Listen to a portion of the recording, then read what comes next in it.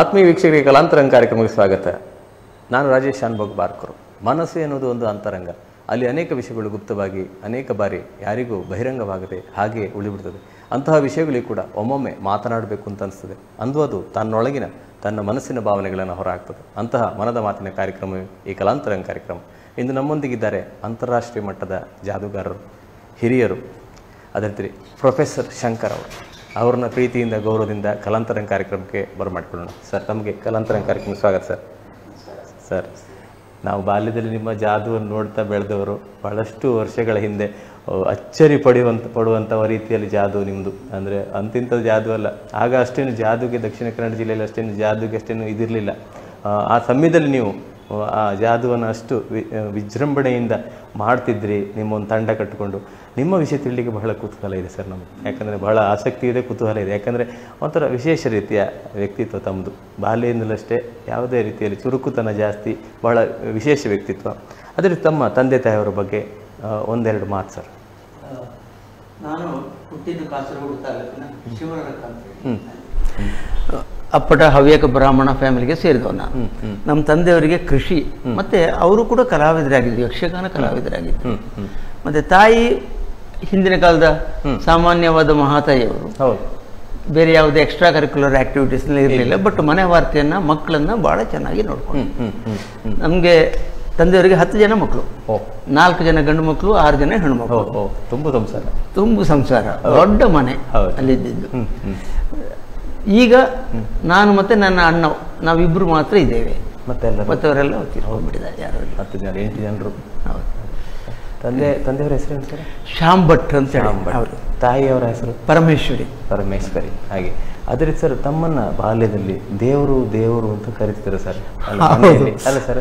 ಹೌದು. ಅದು ಯಾಕೆಂದ್ರೆ ನನ್ನ ಪೂರ್ತಿ ಹೆಸರು ಶಂಕರ್ ನಾರಾಯಣ ಭಟ್. ಶಂಕರ್ ನಾರಾಯಣ ಅಂತ ಹೇಳಿದ್ರೆ ನಮ್ಮ ಮನೆ ದೇವರಂತೆ. ಅದಕ್ಕೋಸ್ಕರ ನನ್ನ ತಾಯಿ ದೇವ ಅಂತ ನನಗೆ. ಎಲ್ರಿಗೂ ಕೂಡ ನಾನು ದೇವ ಅಂತಲೇ ಲೆಕ್ಕ ಮಾಡೋದು, ಕರಿತಾ ಇದ್ದದ್ದು ಹಾಗೆ.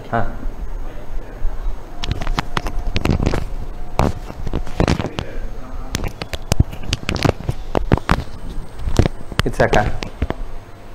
ಹಾಗೆ ನಿಮ್ಗೆ ಅದು ಹಾಗೆ ಬಂತು, ಶಂಕರನಾರಾಯಣ ದೇವರು. ಅಲ್ಲ ಸರ್, ಶಂಕರನ ದೇವರಾದ ಕಾರಣ ನಿಮ್ಗೆ ಹಾಗೆ ಬಂತು. ಅದೇ ರೀತಿ ನಿಮ್ಮ ಬಾಲ್ಯ ಜೀವನದಲ್ಲಿ ಬಹಳ ಚುರುಕುತನ ತಮ್ಮದು ಅಂತ ಹೇಳ್ತಾರೆ.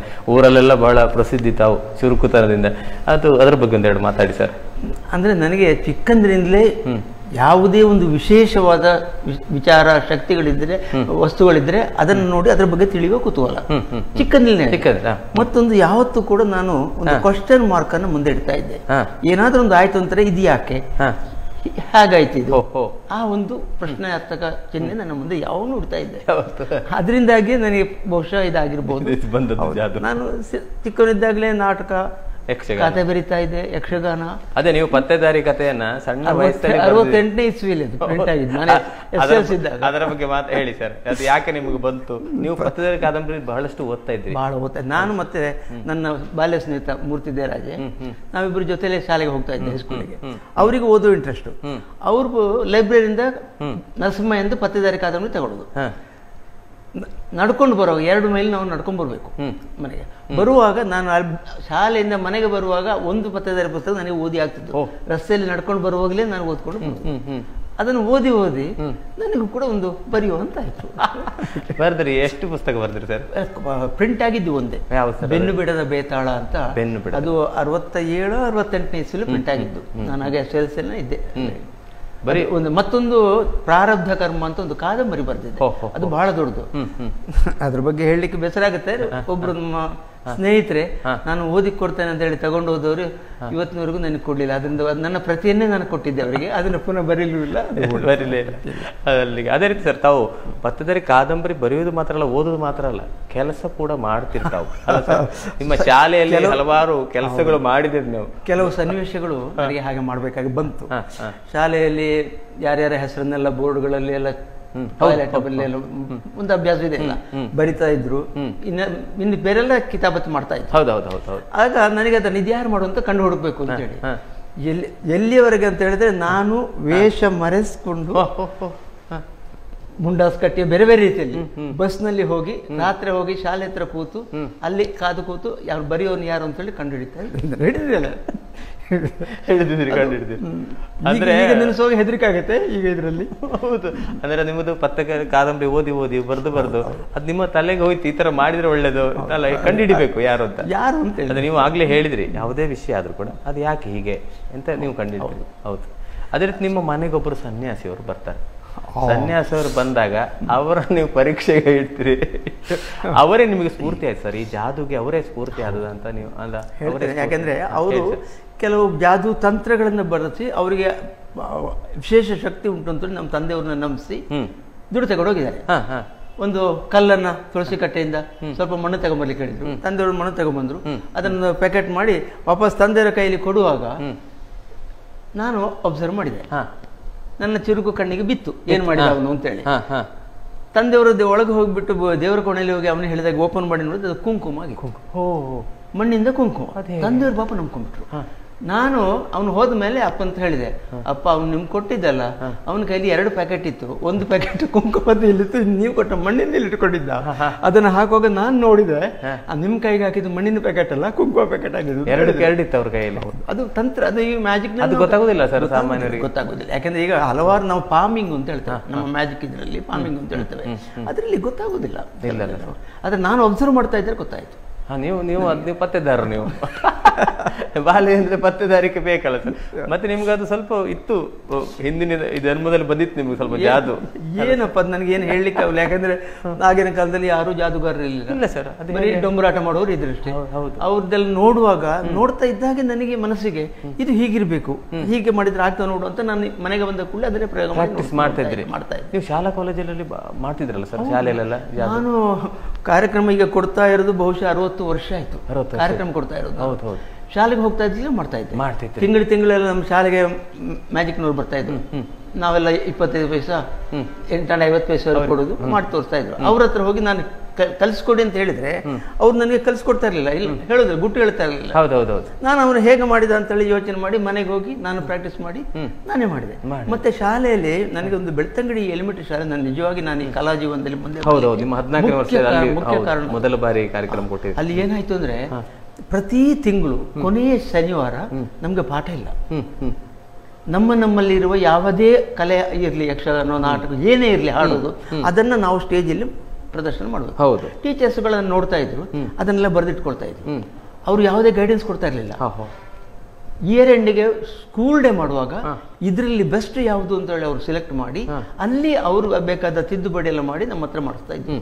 ನನಗೆ ಇದರ ಪ್ರಯೋಜನ ಅಂತಂದ್ರೆ ಪ್ರತಿ ತಿಂಗಳ ಹಬ್ಬದಲ್ಲಿ ನಾನು ಬೇರೆ ಬೇರೆ ರೀತಿಯ ಮ್ಯಾಜಿಕ್ಗಳನ್ನ ಇದನ್ನು ಪೂರ ನನ್ನಲ್ಲಿ ಮಾಡ್ತಾ ಇದ್ದೆ. ನನಗೊಂದು ಒಳ್ಳೆ ವೇದಿಕೆ ಆಯ್ತು. ಹೌದು, ನನ್ನ ಬೆಳವಣಿಗೆಗೆ ಅದು ತುಂಬಾ ಸಹಕಾರ. ಅಲ್ಲಿ ನೀವು 14ನೇ ವರ್ಷದಲ್ಲಿ ಒಂದು ಕಾರ್ಯಕ್ರಮ ಕೊಡ್ತಿರಲ್ಲ ಸರ್, ಜಾದು ಕಾರ್ಯಕ್ರಮ. 14ನೇ ವರ್ಷದಲ್ಲಿ ನಾನು ಪ್ರಥಮವಾಗಿ ಕೊಟ್ಟ ಟಿಕೆಟ್ ಶೋ ಬೆಳ್ತಂಗಡಿಯಲ್ಲಿ ಸಮಾಜ ಮಂದಿರದಲ್ಲಿ. ಆಗಿನ MLA ಆಗಿದ್ದರು ವಿ ಚಿದಾನಂದ ಅಂತೇಳಿ, ಅವ್ರು MLA ಆಗಿದ್ರು, ಅವ್ರು ಗೆಸ್ಟ್ ಆಗಿದ್ರು.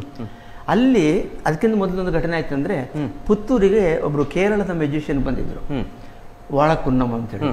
ವಾಳಕುನ್ನಮ್ ಇರ್ಬೇಕು, ಸರಿ ಕರೆಕ್ಟ್ ನೆನಪಿಲ್ಲ ನನಗೆ, ಇರ್ಬೇಕು, ವಾಳಕುನ್ನ ಇರ್ಬೇಕು. ಅವರು ಕೋವಿಂದ ಹೊಡೆದ ಗುಂಡನ್ನ ಕೈಯಲ್ಲಿ ಹಿಡಿಯೋ ಮ್ಯಾಜಿಕ್ ಮಾಡಿ ತೋರಿಸಿದ್ರು. ನಾನು ಅದನ್ನು ಪುತ್ತೂರಿನಲ್ಲಿ ನೋಡಿದ ಕೂಡಲೇ ನನಗಾಯ್ತು, ನನಗೆ ಇದನ್ನು ಅಭ್ಯಾಸ ಮಾಡಬೇಕು ಅಂತ ಹೇಳಿ. ನಮ್ಮಲ್ಲಿ ಕೋವಿತ್ತು ಮನೆಯಲ್ಲಿ, ಅಪ್ಪ ಬೇಟೆಯಲ್ಲಿ ತೋಟಕ್ಕೆಲ್ಲ ಬಂದು ಪ್ರಾಣಿ ಇದಕ್ಕೂ ಹೋಗ್ತಾ ಇದ್ರು. ನಾನು ಮನೆಗೆ ಬಂದ ಕೂಡಲೇ ಅಪ್ಪನ ಹತ್ರ ಹೇಳಿದೆ, ಅಪ್ಪ ಅವನ್ನ ಹೇಗೆ ಮಾಡಿದ್ದಾನೆ, ನಾನು ಮಾಡಬೇಕು, ನೀವು ಫೈರ್ ಮಾಡಬೇಕು, ನಾನು ಹಿಡಬೇಕು ಅಂತ ಹೇಳಿ. ಅದಕ್ಕೆ ಅಪ್ಪ ಹೇಳಿದ್ರು, ಹುಚ್ಚು, ನಿನಗೆ ನಿಜವಾಗಿ ಗುಂಡು ಹೊಡೆದ್ರೆ ಯಾರಿಗೂ ಹಿಡಿಲಿಕ್ಕೆ, ಯಾರಿಗೂ ದೇವರಿಗೂ ಹಿಡಿಲಿಕ್ಕೆ ಆಗೋದಿಲ್ಲ ಅಂತ ಅಪ್ಪ ಹೇಳಿದ್ರು. ನೀವು ಹೇಳಿದಾಗ ಈಗ ನಗಾಡಿದ್ರಲ್ಲ, ಹೌದು, ಹಾಗೆ ನಾನಲ್ಲಿ ನಗಾಡ್ಲಿಲ್ಲ. ಅಪ್ಪ ಹೇಳಿದ ಒಂದು ಶಬ್ದ ಇತ್ತಲ್ಲ, ನಿಜವಾದ ಗುಂಡು ಹೊಡೆದ್ರೆ ಯಾರಿಗೂ ಹಿಡಿಲಿಕ್ಕೆ ಆಗುದಿಲ್ಲ ಅಂತ ಹೇಳಿ. ಹಾಗಿದ್ರೆ ನಿಜವಾದ ಗುಂಡು ಅಂದ್ರೆ ಯಾವುದು ಅಂತ ನನ್ನ ತಲೆಗೆ ಹೋದ ಕ್ವಶನ್ ಒಂದು. ನಾನು ಅದರ ಬಗ್ಗೆ ಚಿಂತನೆ ಮಾಡಿ ನಾನೊಂದು ಪ್ರಯೋಗ ಮಾಡಿ ಅಪ್ಪನ ಹತ್ರ ಫೈರ್ ಮಾಡಿಸಿದೆ. ಫೈರಿಂಗ್ ಆಯ್ತು, ಕೈಯಲ್ಲಿ ಹಿಡಿದೆ, ಅದನ್ನ ಗುಂಡಿನ ಹಿಡಿದು ಮಾಡಿ ತೋರಿಸಿದೆ. ಹಿಡಿದೆ ಗುಂಡನ್ನ. ಆದ್ರೆ ಆ ಒಂದು ಶಬ್ದ ನೆನಪಿಟ್ಕೊಳ್ಳಿ, ನಿಜವಾದ ಅದು ಹೇಗೆ ಅಂತ ಕೇಳ್ಬೇಡ, ಅದು ನಮ್ಮ ಮ್ಯಾಜಿಕ್ ತಂತ್ರ. ಯಾರಿಗೂ ಗೊತ್ತಾಗ್ತಾ ಇರಲಿಲ್ಲ ನಾನು ಎಲ್ಲಿ ಏನು ಮ್ಯಾಜಿಕ್ ಮಾಡಿದೆ ಅಂತ ಗೊತ್ತಾಗ್ತಿರಲಿಲ್ಲ. ಆಯ್ತಾ, ಅದೇ ಇದನ್ನ ಬೆಳ್ತಂಗಡಿ ಆ ಪ್ರೋಗ್ರಾಮ್ನಲ್ಲಿ ಪೊಲೀಸ್ ಇನ್ಸ್ಪೆಕ್ಟರ್ ಹತ್ರ ನಾನು ಹೋಗಿ ರಿಕ್ವೆಸ್ಟ್ ಮಾಡಿದೆ, ನೀವು ಫೈರ್ ಮಾಡಬೇಕು, ನಾನು ಹಿಡಿತೇನೆ ಅಂತ ಹೇಳಿದೆ. ಅವರು ಒಪ್ಪಲಿಲ್ಲ ಫಸ್ಟಿಗೆ, ನಾವಾಗೆಲ್ಲ ಮಾಡಬಾರ್ದು ಅಂತ ಹೇಳಿದ್ರು. ಕೊನೆಗೆ ನಾನು ಅವರಿಗೆ ಸ್ವಲ್ಪ ರಹಸ್ಯ ಹೇಳಿದೆ, ಅಪಾಯ ಏನು ಇಲ್ಲ, ನೀವೇನು ಹೆದರ್ಬೇಕಾಗಿಲ್ಲ, ನೀವು ಮಾಡಬೇಕು ಅಂತೇಳಿ. ಕೊನೆಗೆ ಅವರು ಒಪ್ಪಿದ್ರು. ನನ್ನ ಅಣ್ಣ ಇದ್ದ, ಅವನು ಅವ್ರ ಹತ್ರ ನಿಂತ್ಕೊಳ್ಳೋದು. ನಾನು ಸ್ಟೇಜಲ್ಲಿ ನಿಂತ್ಕೊಂಡು ಕೈ ಹಿಡಿದು 1 2 3 ಅಂತ ಹೇಳುವಾಗ ನೀವು ಈ ಏಮ್ ಇಟ್ಟು ಫೈರ್ ಮಾಡಿ ಅಂತ ಅವ್ರಿಗೆ ಹೇಳಿದ್ ನಾನು. ಸರಿ ಇದ್ರೆ ಎಲ್ಲ ರೆಡಿ ಆಗಿದ್ರು. ಕೊನೆಗೆ 1 2 3 ಹೇಳುವಾಗ ಡಮಾರ್ ಅಂತ ಹೊಡೆದ್ಬಿಟ್ರು. ಹೊಡೆದ ಕೂಡಲೇ ನಾನೊಂದು ಕಿರಿಚಿಕೊಂಡು ಬಿಟ್ಟೆ. ಅದು ನನಗೆ ಇನ್ಸ್ಪೆಕ್ಟರ್ಗೆ ಹೇಳಲಿಕ್ಕೆ ಮರ್ತೋಗಿತ್ತು. ನಾನು ಕಿರಿಚ್ತೇನೆ ಅಂತ ಹೇಳೋದು ಬಿಟ್ಟೋಗಿತ್ತು. ನಾನು ಕಿರಿಚಿದ ಕೂಡಲೇ ಅವರೇನು ತಿಳ್ಕೊಂಡ್ಬಿಟ್ರು, ಏನೋ ಮಿಸ್ಫೈರ್ ಆಯಿತು, ಅಪಾಯ ಆಯಿತು ಅಂತೇಳಿ ಅವ್ರ ಕೈಯಿಂದ ಕೋವಿ ಬಿಟ್ರು. ಕೋವಿ ಕೆಳಗೆ ಬೀಳ್ತಾ ಇದ್ದಾಗ ಅಣ್ಣ ಹಿಡ್ಕೊಂಡ್ಬಿಟ್ಟ ಕೋವಿಯನ್ನ. ಪಾಪ ತುಂಬಾ ಹೆದರ್ಕೊಂಡ್ಬಿಟ್ಟಿದ್ರು ಇನ್ಸ್ಪೆಕ್ಟರ್. ಕೊನೆಗೆ ನಾನು ಮಾಮೂಲಿ ಬುಲೆಟ್ ಅನ್ನು ತೆಗೆದು ಗ್ಲಾಸ್ ನೀರಿಗೆ ಹಾಕಿ ಅದು ಬಿಸಿ ಯಾರಿದ್ದು ಮಾಡಿ ತೆಗೆದು ಕೊಟ್ಟು ಕಾರ್ಯಕ್ರಮ ಮುಗಿಸಿದೆ. ಈ ಕಾರ್ಯಕ್ರಮ ಬೆಳ್ತಂಗಡಿ ಬಹಳ ನಿಜವಾಗಿ ನಮ್ಗೆ ಇಲ್ಲಿ ಕೇಳೋದು ರೋಮಾಂಚನ ಆಗ್ತದೆ. ಹೇಗೆ ಹಿಡಿತೀರಿ ಅದ್ರ ಗುಟ್ಟು ಬೇಡ ನಮಗೆ. ನಾನು ಅದನ್ನ ಬಾಯಲ್ಲಿ ಹಿಡಿತೇನೆ ಅಂತ ಹೊರಟವ. ಅದಕ್ಕೆ ಅಮ್ಮ ಒಪ್ಪಲಿಲ್ಲ. ಬಾಯಿ ಬೇಡ, ಅದ ಅಪ್ಪ ಎಲ್ಲಿಯಾದ್ರೂ ಹೆಚ್ಚು ಕಡಿಮೆ ಆದ್ರೆ ನೀನ್ ತಲೆ ಹೊಡೆದು ಬೇಡ ಅಂತೆಲ್ಲ ಮಾಡಿದ್ರು. ಆಯ್ತಮ್ಮ ಅಂತೇಳಿ ಮತ್ತೆ ಬಾಯಿಯಿಂದ ಬಿಟ್ಟು ಕೈಯಲ್ಲಿ ಹಿಡಿದು. ಖಂಡಿತ ಖಂಡಿತ ಸರ್. ನಿಮ್ಮ ಆತ್ಮೀಯರೊಬ್ಬರು ಕರೆ ಮಾಡಿದ್ದಾರೆ, ಯಾರು ಅಂತ ನೋಡೋಣ. ಅವ್ರು ಹೇಳೋದಿಲ್ಲ, ನೀವೇ ಹೇಳಬೇಕು. ನಮಸ್ತೆ ಸರ್. ನಮಸ್ತೆ. ಯಾರು ಅಂತ ಗೊತ್ತಾಯ್ತಾ? ನಿಮ್ಗೆ ಕಲಾಂತರಂಗ ಕಾರ್ಯಕ್ರಮಕ್ಕೆ ಸ್ವಾಗತ ಸರ್. ಥ್ಯಾಂಕ್ ಯು ಸರ್, ಧನ್ಯವಾದ ಸರ್. ಇಂದು ನಮ್ಮೊಂದಿಗೆ ನಿಮ್ಮ ಆತ್ಮೀಯರಿದ್ದಾರೆ, ಪ್ರೊಫೆಸರ್ ಶಂಕರ್ ಸರ್ ಇದ್ದಾರೆ. ಅವರ ಬಗ್ಗೆ ಮಾತಾಡಿ. ನೀವು ಯಾರು ಅಂತ ಹೇಳ್ಬೇಡಿ, ನೋಡುವ ಅವ್ರಿಗೆ ಗೊತ್ತಾಗತ್ತ. ಯಾರು? ಶಂಕರ್ ನಮಸ್ಕಾರ, ಹೇಗಿದ್ದೀರಿ? ನಮಸ್ಕಾರ ನಮಸ್ಕಾರ. ಗೊತ್ತಾಯ್ತಾ ಯಾರು ಅಂತ? ಸ್ವರ ನನಗೆ ನೆನಪು ಬರ್ತಾ ಉಂಟು, ಸ್ವಲ್ಪ ಹೆಸರು ನೆನಪಾಗ್ತಾ ಇಲ್ಲ. ನಿಮ್ಮ ತುಂಬಾ ತುಂಬಾ ಆತ್ಮೀಯ, ನಿಮ್ಮ ತುಂಬಾ ಅಭಿಮಾನಿ ಕೂಡ ನಾನು. ಹೌದಾ? ಇದ್ಯಾರಪ್ಪ? ಸನ್ನಿವಾಸ ಹೇಳಿ ಸರ್, ನೋಡುವ. ಒಂದು ಸಣ್ಣ ಕ್ಲೂ ಕೊಡ್ತೇನೆ ಸರ್. ನಾನು ಪತ್ರಕರ್ತ. ಪತ್ರಕರ್ತರು ಗಣೇಶ್ ಪ್ರಸಾದ್ ಪಾಂಡೇಲ್ ಅವರು. ಹೌದು ಸರ್. ಸರಿ ಸರಿ ಸರಿ ಸರಿ, ಗೊತ್ತಾಯ್ತು. ಈಗ ಗೊತ್ತಾಯ್ತು. ನೀವು ತುಂಬಾ ನಮ್ಗೆ ಪ್ರೋತ್ಸಾಹ ಕೊಟ್ಟಿದ್ದೀರಿ ಲೇಖನಗಳನ್ನೆಲ್ಲ ಪಬ್ಲಿಷ್ ಮಾಡಿ. ಹೌದು ಹೌದು ಸರ್, ತಪ್ಪು ತಿಳಿಬೇಡಿ ಸರ್. ಅವರು ಮರ್ತೋಗ್ತದೆ, ನೆನಪಿರೋದು. ಹೇಳಿದ್ದಾರೆ ಸರ್, ಸಂದರ್ಶನ ಮಾಡುವಾಗಲೇ ಹೇಳಿದ್ದಾರೆ. ನಂಗೆ ಗೊತ್ತಾಗ್ಲಿಕ್ಕಿಲ್ಲ. ಮತ್ತೆ ಹೇಗಿದ್ದೀರಿ? ಮಾತಾಡಿ ಸರ್. ತುಂಬಾ ತುಂಬಾ ತುಂಬಾ ಸಜ್ಜನರು, ಅವರ ಇಡೀ ಫ್ಯಾಮಿಲಿ, ಶಂಕರಣ್ಣ, ಅವರ ಮಿಸಸ್, ಅವರ ಮಗ ಎಲ್ಲ ಸಹ ಒಂದು ಸಜ್ಜನ ಕುಟುಂಬ ಅದು. ಎಲ್ಲರೊಟ್ಟಿಗೊಂದು ಸೇರಿಕೊಳ್ಳುವಂತವರು. ಮತ್ತೆ ಬರೀ ಮ್ಯಾಜಿಕ್ ಇಂದ ಅಂತಿಲ್ಲ, ಅವರ ಹೀಗೆ ಸಮಾಜ ಉಪಯೋಗ ಕೆಲಸದಿಂದ ಕೂಡ ಅವರೆಲ್ಲರೂ ಸಹ ಹಾಗೆ. ಅದೇ ಅವರ ಮಗ, ಸೊಸೆ, ಅವರ ಮಗಳು, ಅಳಿಯ ಎಲ್ಲ ಇಡೀ ಫ್ಯಾಮಿಲಿ. ಅವರ ಭಾವ ಮೂರ್ತಿ ದೇವರಾಜ ಕೂಡ ನನಗೆ ತುಂಬಾ ಆತ್ಮೀಯ. ಹಾಗೆ ಈ ಶಂಕರಣ್ಣ ಅದೇ ನನಗೆ ಎಲ್ಲಿ ಎಲ್ಲ ಮಾತಾಡುವ ಸಿಕ್ಕಲ್ಲ. ಈಗ ನಾನು ಅಲ್ಲಿಂದ ಉದಯನಿಂದ 1-4 ವರ್ಷ ಆಯ್ತು. ಅಂದ್ರೆ ಕೊರೋನಾ ಸಮಯ ಬಿಡ್ಬೇಕಾಯ್ತು. ಈಗ ವಿಜಯ ಕರ್ನಾಟಕ ವಿಶ್ವವರ್ಧಿಗಾರರಾಗಿದ್ದೇನೆ ನಾನು. ಹಾಗೆ ಶಂಕರಣ್ಣ ನೋಡೋದು ಈಗ. ಇವರ ಜಾದು ಬಗ್ಗೆ ನಿಮ್ಮ ಒಂದೆರಡು ಮಾತು ಸರ್. ಅದೊಂದು ಅದ್ಭುತ ಸರ್, ಯಾರು ಹೇಳಲಿಕ್ಕೆ ಇದು ಮಾಡ್ಲಿಕ್ಕಿಲ್ಲ. ಅಂದ್ರೆ ನಮಗೆ ಇಡೀ ಇದನ್ನು ಜಗತ್ತನ್ನು ಅವರು ತೋರಿಸುವವರು. ಅಷ್ಟು ದೊಡ್ಡ ಅಂತಾರಾಷ್ಟ್ರೀಯ ಮಟ್ಟದ ಒಬ್ಬ ಜಾದುಗಾರನಿಗೆ ಒಂದು ಸ್ವಲ್ಪ ಕೂಡ ಅಹಂ ಇಲ್ಲದ ಒಬ್ಬ ಜಾದುಗಾರ. ನಾನು ಕಂಡಂತ ಅತ್ಯಂತ ಒಬ್ಬನೇ ಅಂತೇಳಿ. ಹೌದು, ಅವರ ಜಾದನ್ನು ಬಾಳೆಯಿಂದ ನೋಡ್ತಾ ಬೆಳೆದವ ನಾನು. ಅದಕ್ಕೆ ಅವರು ಸಿಂಡಿಕೇಟ್ ಬ್ಯಾಂಕ್ ಅಲ್ಲಿ ಇದ್ದಾಗಲೂ ಕೂಡ ಅಷ್ಟೇ, ನಿವೃತ್ತಿ ಆದ ನಂತರವೂ ಅಷ್ಟೇ.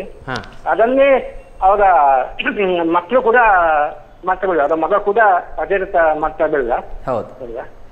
ಹೌದು ಸರ್. ನಮ್ಮ ಗಿರಿಗಿಲಿ ಸನ್ಮೇಳನಕ್ಕೆ ನೀವು ಬಹಳ ಪ್ರಚಾರ ಕೊಟ್ಟಿದ್ದೀರಿ, ಈಗಲೂ ನೆನಪಿದೆ. ಅವರ ಸಂದರ್ಶನ ಮಾಡಿ ನಾವು ಸ್ವಲ್ಪ ಡಿಸ್ಕ್ ಊಟ ತಗೊಂಡಿದ್ದೆ ಸರ್. ಅದೇ ಸರ್, ಅಲ್ಲಿ ಅಂದ್ರೆ ಮ್ಯಾನೇಜ್ಮೆಂಟ್ ಕಡೆ ಏನು ಸ್ವಲ್ಪ ಡಿಸ್ಕ್ ಹೋಯ್ತು, ಅದನ್ನು ತಕೊಂಡು ಸಂದರ್ಶನ ಮಾಡಿದ್ದೇನೆ. ಅದು ತಕೊಂಡು ಚೆನ್ನಾಗಿ ಬಂದಿದೆ ಅದು. ಎಲ್ಲಿಗೂ ಮಾತಾಡುವಂತ ಸಜ್ಜನ ಅವರು ಮೈಸೂರು ಶಂಕರಣ್ಣ ಅಂತೇಳಿ ಆಯ್ತು. ಮತ್ತೆ ಅವರಿಗೆ ಈ ಇದು ಬಂದಾಗ, ಪ್ರಶಸ್ತಿಗಳೆಲ್ಲ ಬಂದಾಗ ಅವ್ರು ಹೇಳೋದು ಪ್ರತಿ ಸರಿ ನನಗೆ ಯಾಕೆ ಕೊಡ್ತೀವಿ, ಬೇರೆಯವ್ರಿಗೆ ಕೊಡಿ ಅಂತ ಹೇಳುವಂತ. ಬೇರೆಯವ್ರು ಎಲ್ಲರೂ ಪ್ರಶಸ್ತಿಗಳನ್ನು ಸಿಗ್ಲಿ ಅಂತ ಆರೈಸುವಾಗ ಅವ್ರು ಹಾಗೆಲ್ಲ, ಅವ್ರು ಇನ್ನೊಬ್ಬರಿಗೆ ಸಿಗ್ಲಿ ಅಂತ ಅಪೇಕ್ಷೆ ಪಡುವಂತ ಹೇಳಿ. ಅದು ಇವರ ಶಂಕರಣ್ಣ ಅಂತ ಹೇಳೋದು ವಿಶೇಷ. ಅವರ ಮಗ ಸಹ ಹಾಗೆ ಹೇಳುವರು, ಪತ್ನಿ ಸಹ ಹಾಗೆ ಹೇಳುವರು. ನಮ್ಗೆ ಆಯ್ತು ನಮ್ಮ ಫ್ರೆಂಡ್, ನನಗೆ ಯಾಕೆ ಕೊಡುದು ಮತ್ತೆ ಅಂದ್ರೆ ಬೇರೆಯವ್ರಿಗೆ ಕೊಡಿ ಅಂತ ಹೇಳೋದು, ಇನ್ನೊಬ್ಬರಿಗೆ ಕೊಡಿ, ಇನ್ನೊಬ್ಬರು ಸಿಗ್ಲಿ ಅಂತ ಹೇಳುವ. ಹೌದು, ಖಂಡಿತ ಖಂಡಿತ. ಆಗ್ಲಿ ಸರ್, ಬಹಳ ಖುಷಿ ಆಯ್ತು ಸರ್ ತಮ್ಮೊಂದಿಗೆ ಮಾತಾಡಿ. ತುಂಬಾ ಸಮಯ ನಂತರ ನಾನು ನಿಮ್ಮ ಹತ್ರ ಮಾತಾಡ್ತಾ ಇದ್ದೀನಿ. ಹೌದು, ತುಂಬಾ ಸಮಯ ಅಂತ. ಅದೇ ಖಂಡಿತ ಆಗ್ಲಿ ಸರ್, ನಿಮ್ಗೆ ತುಂಬಾ ಸಮಯ. ಹೌದು ಸರ್, ಆಗ್ಲಿ ಸರ್, ನಿಮ್ಗೆ ನಮ್ಮ ಚಾನಲ್ ಅತ್ಯಂತ ಸರ್. ಮತ್ತೆ ನಾನು ಜಾದಗಾರ ಹಾಗೆ, ನಾನು ಬೇರೆ ಇತರ ಜಾದಗಾರ ಇದ್ದ ಇಲ್ಲ ಅಂತಲ್ಲ ನಮ್ಗೆ. ಆದ್ರೆ ಶಂಕರಣ್ಣ ಅನ್ನೋದು ಅದು ವಿಶಿಷ್ಟ ಅಸ್ತಿತ್ವ ಅಂತ ಅವರೊಂದು ಒಬ್ಬರು ಅದ್ಭುತ ಅವರು. ಹೌದೌದು. ಹೌದು ನಮಗೆ ಅವರ ಬಗ್ಗೆ ಹೇಳಲಿಕ್ಕೆ ಪದಗಳಿಲ್ಲ. ಹೌದು ಆಗಲಿ ಸರ್ ಬಹಳ ಖುಷಿ ಆಯ್ತು ನಿಮ್ಗೆ ನಮ್ಮ ಚಾನಲ್ ಪರವಾಗಿ ಪ್ರೀತಿಯ ಧನ್ಯವಾದಗಳು ಸರ್. ಧನ್ಯವಾದಗಳು. ಆಗಲಿ ಸರ್. ಅದೇ ರೀತಿ ತಾವು ಜಾದು ಮನೆಯಲ್ಲೇ ಕಲಿತಾ ಇದ್ರಿ, ಆದರೆ ಒಬ್ಬರ ನೀವು ಜಾದುವನ್ನು ನೋಡ್ಲಿಕ್ಕೆ ಹೋಗ್ತೀರಿ ಸರ್. ಹೋಗಿ ಅವರ ಹತ್ರ ಹೋಗಿ ಕೇಳ್ತೀರಿ ನೀವು, ನನಗೆ ಜಾದು ಕಲಿಸಿಕೊಡಿ, ಕೆ ಲಾಲ್ ಅವರ ಹತ್ರ ಅಲ್ಲ ಸರ್ ನೀವು. ಅವರು ಇದು ಕಲಿಸುವಂತ ವಿದ್ಯೆ ಅಲ್ಲ, ಇದು ನಾವೇ ಕಲಿಯುವಂತ ವಿದ್ಯೆ ಅಂತ. ಅದರ ಒಂದು ಘಟನೆ ಬಗ್ಗೆ ಒಂದೆರಡು. ಅದು ಕೆ ಲಾಲ್ ಅಂತೇಳಿ ಬಹಳ ಪ್ರಸಿದ್ಧ ಜಾದುಗಾರರು, ಭೋಗಿಯ ಪಾಷಾ, ಕೆ ಲಾಲ್ ಇಬ್ರು. ಆ ಟೈಮ್ ಯಾವಾಗ 67-68ನೇ ಇಸ್ವಿ ಮಂಗಳೂರು ಟೌನ್ ಹಾಲ್ ನಲ್ಲಿ ಅವರಿಬ್ರು ಕಾರ್ಯಕ್ರಮ ಕೊಟ್ಟಿದ್ರು, ಬಂದಿದ್ರು. ಕೆ ಲಾಲ್ ಕಾರ್ಯಕ್ರಮ ನಾನು ನೋಡಿದೆ. ಅದನ್ನ ನೋಡಿದ ತಕ್ಷಣ ನನಗೆ ಅನಿಸ್ತು, ನನಗೆ ಇಂಜಿನಿಯರ್ ಡಾಕ್ಟರ್ ಯಾವ್ದು ಬೇಡ ಆಗೋದು, ನನಗೆ ನಿಮ್ಮ ಹಾಗೆ ಒಂದು ಜಾದುಗಾರನಾಗಿ ಆಗ್ಬೇಕು ಅಂತ ಹೇಳಿ ಅವ್ರು ಹೇಳಿದೆ. ಅದಕ್ಕೆ ಅವ್ರು ಹೇಳಿದ್ರು 68ನೇ ಇಸ್ವಿ 68 ಜನವರಿ ಫೆಬ್ರವರಿ ಏನೋ ಮಂಗಳೂರು ಕೊಟ್ಟರು. ಡಿಸೆಂಬರ್ನಲ್ಲಿ ಕಲ್ಕತ್ತಲ್ಲಿ ಒಂದು ಕಾನ್ಫರೆನ್ಸ್ ಆಗ್ತದೆ, all India musicians conference, PC ಸರ್ಕಾರ ಸೀನಿಯರ್ ಪದ್ಮಶ್ರೀ ಅವರ ಸಂಸ್ಥೆದು. ನೀವು ಅಲ್ಲಿಗೆ ಬನ್ನಿ, ಅಲ್ಲಿ ತುಂಬಾ ಜನರು ನಮ್ಗೆ ಭೇಟಿ ಆಗ್ಬೋದು, ಮತ್ತೆ ಕಲಿಯುವ ಅವಕಾಶ ಕೂಡ ನಿಮ್ಗೆ ಸಿಗ್ತದೆ, ಬನ್ನಿ ಅಂತ ಇನ್ವೈಟ್ ಮಾಡಿದ್ರು. ಹಾಗೆ 68ರಲ್ಲಿ ನಾನು ಹೋದೆ ಅಲ್ಲಿಗೆ ಹೋಗ್ಬೇಕಿದ್ರು ಸಣ್ಣ ಘಟನೆ ಆಯ್ತು. ಮಾತ್ರ ಇನ್ವಿಟೇಷನ್ ಬಂತು, ನನ್ನ ಹತ್ರ ಕಲ್ಕತ್ತಕ್ಕೆ ಹೋಗ್ಲಿಕ್ಕೆ ದುಡ್ಡಿಲ್ಲ. ನಾನು ನೇರವಾಗಿ ಧರ್ಮಸ್ಥಳಕ್ಕೆ ಹೋಗಿ ವೀರೇಂದ್ರ ಹೆಗಡೆ ಅವ್ರ ಹತ್ರ ಹೇಳಿ, ನಾನು SDM ಕಾಲೇಜಲ್ಲಿ PUC ಓದ್ತಾ ಇದ್ದೆ. ಹೆಗಡೆ ಅವ್ರ ಹತ್ರ ಹೋಗಿ ಹೇಳಿದೆ, ಅಂದ್ರೆ ಈ ತರ ಒಂದು ಇನ್ವಿಟೇಷನ್ ಬಂದಿದೆ, ನನಗೆ ಪ್ರಿನ್ಸಿಪಲ್ ರಜೆ ಕೊಡ್ತಾರೋ ಗೊತ್ತಿಲ್ಲ, ಈಗ ಹೋಗ್ಲಿಕ್ಕೆ ಕಾಲೇಜ್ ಶುರುವಾಗಿದ್ದು ಮಾತ್ರ ದುಡ್ಡಿಲ್ಲ ಅಂತ ಹೇಳಿದೆ.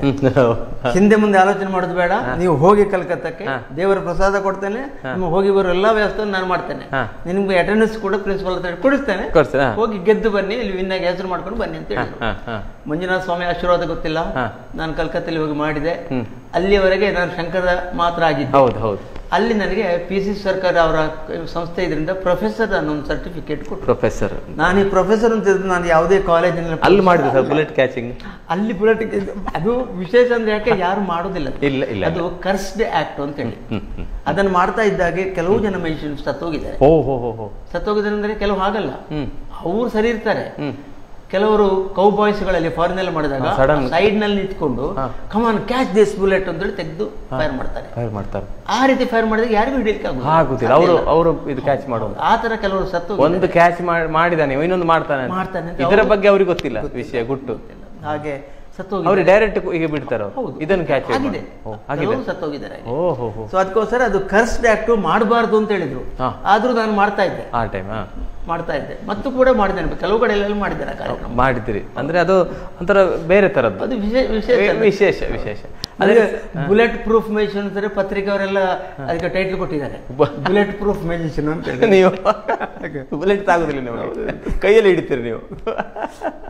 ಅದೊಂದು ಹೊಸ ಅನುಭವ. ಹೌದು, ಖಂಡಿತ ಸರ್. ಅದೇ ರೀತಿ ಸರ್, ತಾವು ಅಂದ್ರೆ ಈಗ ಕಾರ್ಯಕ್ರಮ ಮಾಡ್ತಿರೋ ನಿಮ್ದೊಂದು ಒಂದು ತಂಡವನ್ನು ಕಟ್ತೀರಿ ನಾವು, ಶಂಕರ್ ಆ್ಯಂಡ್ ಮಾಯಾ ಮಂದಿರ ಅಂತ. ಆ ತಂಡದ ಬಗ್ಗೆ ಒಂದೆರಡು ಮಾತು ಕಟ್ಟುವಂತ ಒಂದು ಮನಸ್ಸಾದ ಬಗ್ಗೆ. ಅದೇ ನಾನು ಶಾಲೆಯಲ್ಲಿ ಓದ್ತಾ ಇದ್ದಲ್ಲ, ಮೂರ್ತಿ ದೇರಾಜ ಸೀತಾರಾಮ ಅಂತ ಪ್ರಸಿದ್ಧ ಯಕ್ಷಗಾನ ಹೇಳಿದ್ರೆ ಅವರ ಮಗ ಮೂರ್ತಿ ದೇರಾಜ, ಅವರಿಗೆ ನಮ್ಮ ಆಸ್ತಿಯಲ್ಲೇ ಒಂದು ಪೀಸನ್ನು ಅವರ ತಂದೆಯವರು ಪರ್ಚೇಸ್ ಮಾಡಿದ್ರು. 65ನೇ ಇಸ್ವಿಯಿಂದ ನಾವು ಜೊತೆಲಿದ್ದೆ, ಶಾಲೆ ಕೂಡ ನಾವು ಜೊತೆಲಿ ಹೋಗ್ತಾ ಇದ್ದಿದ್ದು. ಅವರಿಗೆ ಮ್ಯೂಸಿಕ್ ನಲ್ಲಿ ಇಂಟ್ರೆಸ್ಟ್. ಅವರು ಆ ಟೈಮ್ ನಲ್ಲಿ ಅವಾದ್ಯಗಳನ್ನು ಬಳಸಿ ಮ್ಯೂಸಿಕ್ ಕೊಡ್ತಾ ಇದ್ರು. ಮ್ಯಾಜಿಕ್ಗೆ ನನಗೆ ಮ್ಯೂಸಿಕ್ ಬೇಕು, ಹಾಗೆ ಅವರು ನನ್ನ ಜೊತೆ ಸೇರ್ಕೊಂಡ್ರು ಅಸಿಸ್ಟೆಂಟ್ ಆಗಿ. ಮತ್ತೆ ನನ್ನ ಅಣ್ಣನೇ ಒಬ್ಬ, ಅವನನ್ನು ಕೂಡ ನನ್ನ ಅಸಿಸ್ಟೆಂಟ್ ಆಗಿ ತಗೊಂಡೆ. ಆಮೇಲೆ ಬೆಳ್ತಂಗಡಿಯಲ್ಲಿ ಒಬ್ಬ ಹುಡುಗ ಇದ್ದ, ಹೈಸ್ಕೂಲ್ ಮ್ಯಾಟಿಂದು, ತುಂಬಾ ಹಾಸ್ಯಗಾರ. ಸೊ ಅವನನ್ನು ಕೂಡ ಹಾಸ್ಯದ ಮ್ಯಾಜಿಕ್ ಹೀಗೆ ನಮ್ಗೆ ತಂಡ ಕಟ್ಟಿದ್ದ ಹಾಗೆ ಆ ತಂಡ ಕಟ್ಕೊಂಡು ನಾವು ಪ್ರೋಗ್ರಾಮ್ಗಳು ಬೇರೆ ಬೇರೆ ಕಡೆಯಲ್ಲೆಲ್ಲ ಮಾಡ್ತಾ ಮತ್ತೆ ತಂಡ ಬೆಳೆಯಿತು. 20 ಜನರವರೆಗೆ ನನ್ನ ತಂಡದಲ್ಲಿ ಹೋಗಿದೆ. ಆಮೇಲೆ ಬರೀ ಸೂಟ್ ಕೇಸ್ ಬ್ಯಾಗ್ ಕೈಲಿ ಹಿಡ್ಕೊಂಡು ಹೋಗ್ತಾ ಇದ್ದವನಿಗೆ ಟ್ರಕ್ಕಿನಲ್ಲಿ ಸಾಮಾನು ತುಂಬಿಸ್ಕೊಂಡು ಹೋಗ್ಬೇಕು ಒಂದು ಟೈಮ್ ಬಂತು. ನನ್ನ ಟೈಮ್ ಬಂತು, ಆ ಟೈಮ್ ಮಾಡ್ತಿದ್ರಿ ಅಂದ್ರೆ ಅದು ಈಗ ಬಹಳಷ್ಟು ಕಾರ್ಯಕ್ರಮ ಮಾಡಿದ್ರಲ್ಲ ಈಗ ಮೂರ್ತಿ ದೇರಾಜೆ ಅವರ ಫ್ಯಾಮಿಲಿ ಮತ್ತೆ ನಮ್ದು ಫ್ಯಾಮಿಲಿ ನಮ್ದು ಒಟ್ಟಾಗಿದೆ ಫ್ರೆಂಡ್ಶಿಪ್ ಇಂದು ಸಂಬಂಧ ಆಗಿದೆ. ಹೌದು, ಅವರ ಮಗಳನ್ನ ನನ್ನ ಮಗನಿಗೆ, ನನ್ನ ಮಗಳನ್ನ ಅವರ ಮಗನಿಗೆ ಕೊಟ್ಟು ಒಂದೇ ದಿವಸದಲ್ಲಿ ಮದುವೆ ಮಾಡಿದ್ರು. ನನ್ನ ಅಳಿಯ ಅಂದ್ರೆ ಮೂರ್ತಿಯವರ ಮಗ, ಅವರು ಒಳ್ಳೆ ಮ್ಯೂಸಿಷಿಯನ್ ಅವರು. ಸೊ ಅವರು ಮ್ಯೂಸಿಕ್ ಲೈಟ್ ಕೊಡ್ತು. ಈ ಎರಡು ಫ್ಯಾಮಿಲಿಗಳು ಸೇರಿ ಈಗ ನಾವು ಪ್ರೋಗ್ರಾಮ್ ಕೊಡ್ತಿದ್ದೀರಿ. ಆಗ್ಲಿ ಸರ್. ಅಂದ್ರೆ ಅದೇ ರೀತಿ ಸರ್, ತಾವು ಬರೀ ಜಾದು, ನಿಮ್ಮ ಜಾದು ಏನಾಯ್ತಂದ್ರೆ ಜಾದುವಿನಿಂದಾಗಿ ನಿಮ್ಗೊಂದು ಕೆಲಸ ಸಿಕ್ತು. ಅಲ್ಲ ಸರ್, ನಿಮಗೆ ಬ್ಯಾಂಕ್ ಉದ್ಯೋಗ ಸಿಕ್ಕಿದ್ದು ಅದು ಬಹಳ ಜಾದುವಿನ ಸಿಕ್ಕ, ಅದ್ರ ಬಗ್ಗೆ ತಿಳಿಸಿದ್ದಾರೆ. ಅಂದ್ರೆ ನಾನು ಮೊದಲು ಮ್ಯಾಜಿಕ್ ಮಾಡ್ತಾ ಇದ್ದಲ್ಲ, ಕೊನೆಗೆ ಅಮ್ಮ ಹೇಳಿದ್ರು, ನಿನಗೆ ಆರೋಗ್ಯ ಎಲ್ಲ ಹಾಳಾಗುತ್ತೆ ಈ ತರ ಪೆಟ್ಟಿಗೆ ಕಟ್ಕೊಂಡು ಊರು ಸುತ್ಕೊಂಡು ಹೋದ್ರೆ. ಬ್ಯಾಂಕಿನವರಲ್ಲಿ ಕೆಲಸಕ್ಕೆ ಕೊಡ್ತಾರೆ, KKP ಅವರು ಗೊತ್ತಲ್ಲ ಅಂತ ಹೇಳಿ. KKP ಅವರು ನನ್ನ ಚೇರ್ಮನ್ ಆಗಿದ್ದಾಗಲೂ ನನಗೆ ನನ್ನ ಪ್ರೋಗ್ರಾಮ್ ಅಲ್ಲಿ ನೋಡಿದ್ದಾರೆ, ಹೋಗಿ ಅವ್ರಿಗೆ ಜಾಬ್ ಕೇಳು ಕೊಡ್ತಾರೆ ಅಂತ ಹೇಳಿದ್ರು. ಹಾಗೆ ನಾನು ಹೋದೆ, ಹೋಗಿ KKP ಅವ್ರ ಹತ್ರ ಹೇಳಿದೆ. ಅವರು ನನ್ನನ್ನು ಈಗ ನೋಡಿದ್ರು, ನಿಮ್ಗೆ ನಾನು ಜಾಬ್ ಕೊಡುದಿಲ್ಲ ಅಂತ ಹೇಳಿದ್ರು ಫಸ್ಟಿಗೆ. ನನಗೆ ಶಾಕ್ ಆಯ್ತು, ಯಾಕೆ ಸರ್ ಅಂತ ಹೇಳಿದೆ. ನೋಡು, ನಮ್ಮ ದಕ್ಷಿಣ ಕನ್ನಡ ಜಿಲ್ಲೆಯಲ್ಲಿ ಎಲ್ಲ ಕಲಾವಿದರಿದ್ದಾರೆ, ಆದ್ರೆ ಮ್ಯಾಜಿಕ್ ಮಾಡೋರು ಯಾರು ಇಲ್ಲ, ನೀನು ಒಬ್ಬನೇ ಇರುತ್ತೆ. ಹೌದು, ನಾನು ನಿನ್ನನ್ನು ಬ್ಯಾಂಕಿಗೆ ತಗೊಂಡ್ರೆ ನಿನಗೆ ಅಲ್ಲಿ ಮ್ಯಾಜಿಕ್ ಮಾಡ್ಲಿಕ್ಕೆ ಆಗ್ಲಿಕ್ಕಿಲ್ಲ, ನಿನ್ನ ಕಲೆಯನ್ನು ನಾನು ಇದು ಮಾಡಿ ಚೂಟಿ ಹಾಕಿದಾಗತ್ತೆ, ಬೇಡ ನಿನಗೆ ಮ್ಯಾಜಿಕ್ ಮಾಡು ಫಸ್ಟಿಗೆ ಅವರು ಹೇಳಿದ್ದೆ. ಆಮೇಲೆ ನನ್ನ ಹತ್ರ ಹಣ ಇಲ್ಲ ಅಂತ ಹೇಳಿದ್ರು, ತುಂಬಾ ಇನ್ವೆಸ್ಟ್ ಮಾಡ್ಬೇಕಾಗತ್ತೆ ಅಂತ ಹೇಳಿದ್ರು. ಎಷ್ಟು ಬೇಕು ಅಂತ ಕೇಳಿದ್ರು. 40,000 ರೂಪಾಯಿಗೆ ಬ್ಯಾಂಗ್ಳೂರಿನಲ್ಲಿ ಒಬ್ಬರು ಮ್ಯೂಜಿಷಿಯನ್ ಅವರ ಇಡೀ ಸಾಮಾನುಗಳನ್ನ ಸ್ಟೇಜ್ ನಲ್ಲಿ ಮಾರ್ತಾರೆ ಅಂತ ಗೊತ್ತಾಯ್ತು. ನಾನು ಹೋಗಿ ಅವ್ರ ಹತ್ರ ಡೀಲ್ ಮಾಡ್ಕೊಂಡು ಬಂದೆ. KKP ಅವ್ರ ಹತ್ರ ಹೇಳಿದ್ರೆ ನನಗೆ 40,000 ರೂಪಾಯಿ ಲೋನ್ ಬೇಕು. ಸೆಲ್ಫ್ ಎಂಪ್ಲಾಯ್ಮೆಂಟ್ ಸ್ಕೀಮ್ ಅಲ್ಲಿ ಅವ್ರು ನನಗೆ ಲೋನ್ ಕೊಡ್ಸಿದ್ರು. ಆ ಲೋನ್ ತಗೊಂಡು ನಾನು ಮ್ಯಾಜಿಕ್ ಟ್ರೂಪ್ ಮಾಡಿ ಬೆಳೆಸಿ ಪ್ರೋಗ್ರಾಮ್ ಕೊಡ್ತಾ ಇದ್ದೆ. ಆಲ್ ಇಂಡಿಯಾ ಟೂರ್ ಹೋಗ್ತಾ ಇದ್ದೆ. ಒಂದ್ಸಲ ಸಡನ್ ಆಗಿ ನನಗೆ ಬ್ಯಾಂಗ್ಳೂರು ಟೌನ್ ನಲ್ಲಿ ಪ್ರೋಗ್ರಾಮ್ ಕೊಡ್ತಾ ಇದ್ರೆ ಚೇರ್ಮನ್ ಆಫೀಸಿಂದ ಮೆಸೇಂಜರ್ ಬಂದ್ರು.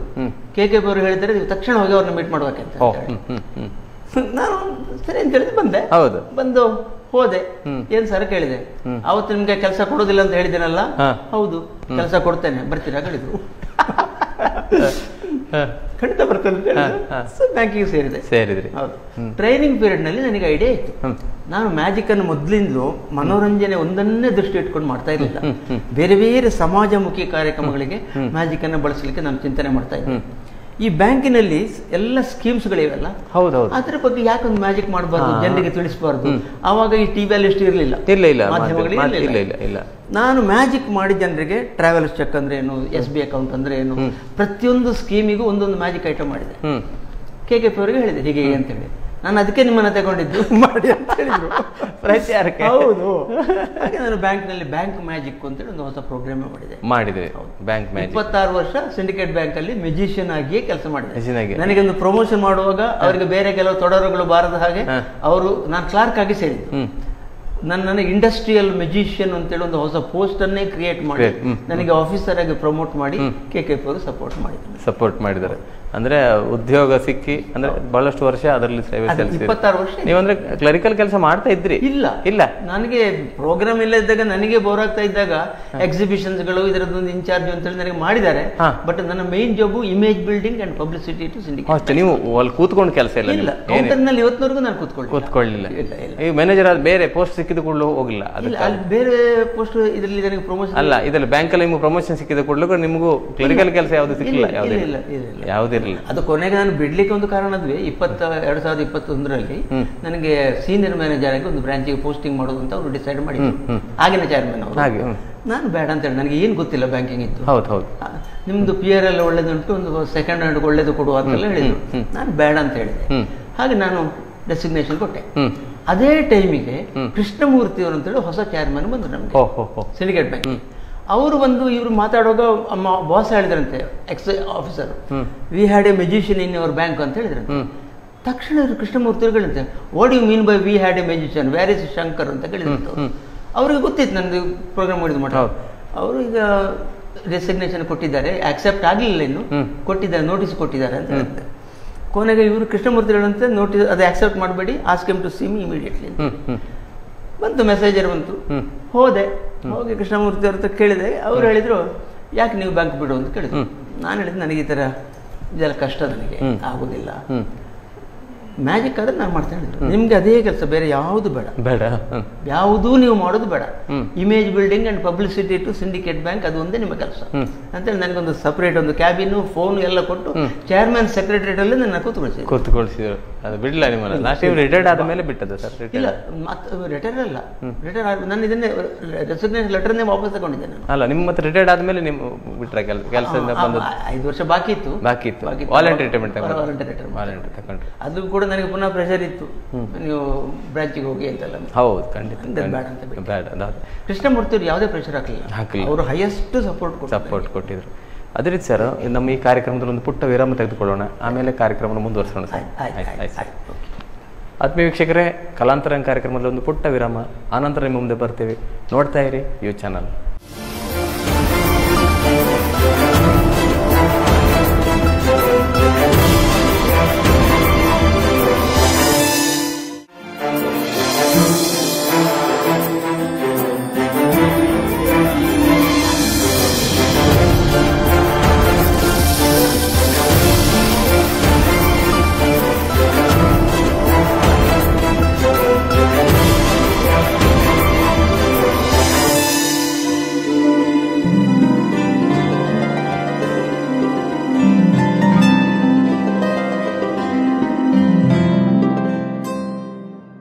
ಆತ್ಮೀಯ ವೀಕ್ಷಕರಿಗೆ ಮತ್ತೊಮ್ಮೆ ಕಲಾಂತರ ಕಾರ್ಯಕ್ರಮಕ್ಕೆ ಸ್ವಾಗತ. ಇಂದು ನಮ್ಮೊಂದಿಗಿದ್ದಾರೆ ಅಂತಾರಾಷ್ಟ್ರೀಯ ಮಟ್ಟದ ಜಾದೂಗಾರರು ಪ್ರೊಫೆಸರ್ ಶಂಕರ್ ಅವರು. ಅವರೊಂದಿಗೆ ಮಾತನಾಡ್ತಿದ್ವಿ, ಅವರ ಮನದ ವಿಷಯವನ್ನು ತಿಳಿಯುತ್ತಾ ಇದ್ವಿ. ಅವರಿಗೆ ಮತ್ತೊಮ್ಮೆ ಕಲಾಂತರ ಕಾರ್ಯಕ್ರಮಕ್ಕೆ ಸ್ವಾಗತವನ್ನು ಕೊಡೋಣ. ಸರ್, ತಮಗೆ ಮತ್ತೊಮ್ಮೆ ಸ್ವಾಗತ ಸರ್. Thank you sir. ತಾವು ತಮ್ಮ ಜರ್ನಿಯಲ್ಲಿ, ಜಾದೂ ಜರ್ನಿಯಲ್ಲಿ ಎಡನೀರು ಮಠದ ಸ್ವಾಮಿಗಳು ಶ್ರೀ ಶ್ರೀ ಕೇಶವಾನಂದ ಭಾರತಿ ಸ್ವಾಮಿಗಳ ಸ್ವಲ್ಪ ಪಾಲಿದೆ, ಅದರ ಬಗ್ಗೆ ಸ್ವಲ್ಪ ತಿಳಿಸಿ ಸರ್. ಕೇಶವಾನಂದ ಭಾರತಿಯವರು ಎಡನೀರು ಮಠದ ಸ್ವಾಮೀಜಿ ಎಲ್ಲ ಕಲೆಗಳಿಗೂ, ಹೌದು, ಮ್ಯಾಜಿಕ್ ಅಂತಲ್ಲ, ಯಾವುದೇ ಯಕ್ಷಗಾನ ಯಾವುದೇ ಕಲೆ ಇದ್ರು ಕಲಾವಿದರಿಗೆ ಬಹಳ ಪ್ರೋತ್ಸಾಹ ಕೊಡ್ತಾ ಇದ್ರು. ಅವರು ಕೂಡ ಕಲಾವಿದರೆ. ಹೌದು. ಸೊ ಅವ್ರೊಂದಿಗೆ ನನ್ಗೆ ಗೊತ್ತಿದ್ದ ಕಾರಣ ಒಂದ್ಸಲ ನನಗೆ ಪ್ರೋಗ್ರಾಮ್ ಕರೆದ್ರಲ್ಲಿ ಹೋದೆ, ಪ್ರೋಗ್ರಾಮ್ ಮಾಡಿದೆ.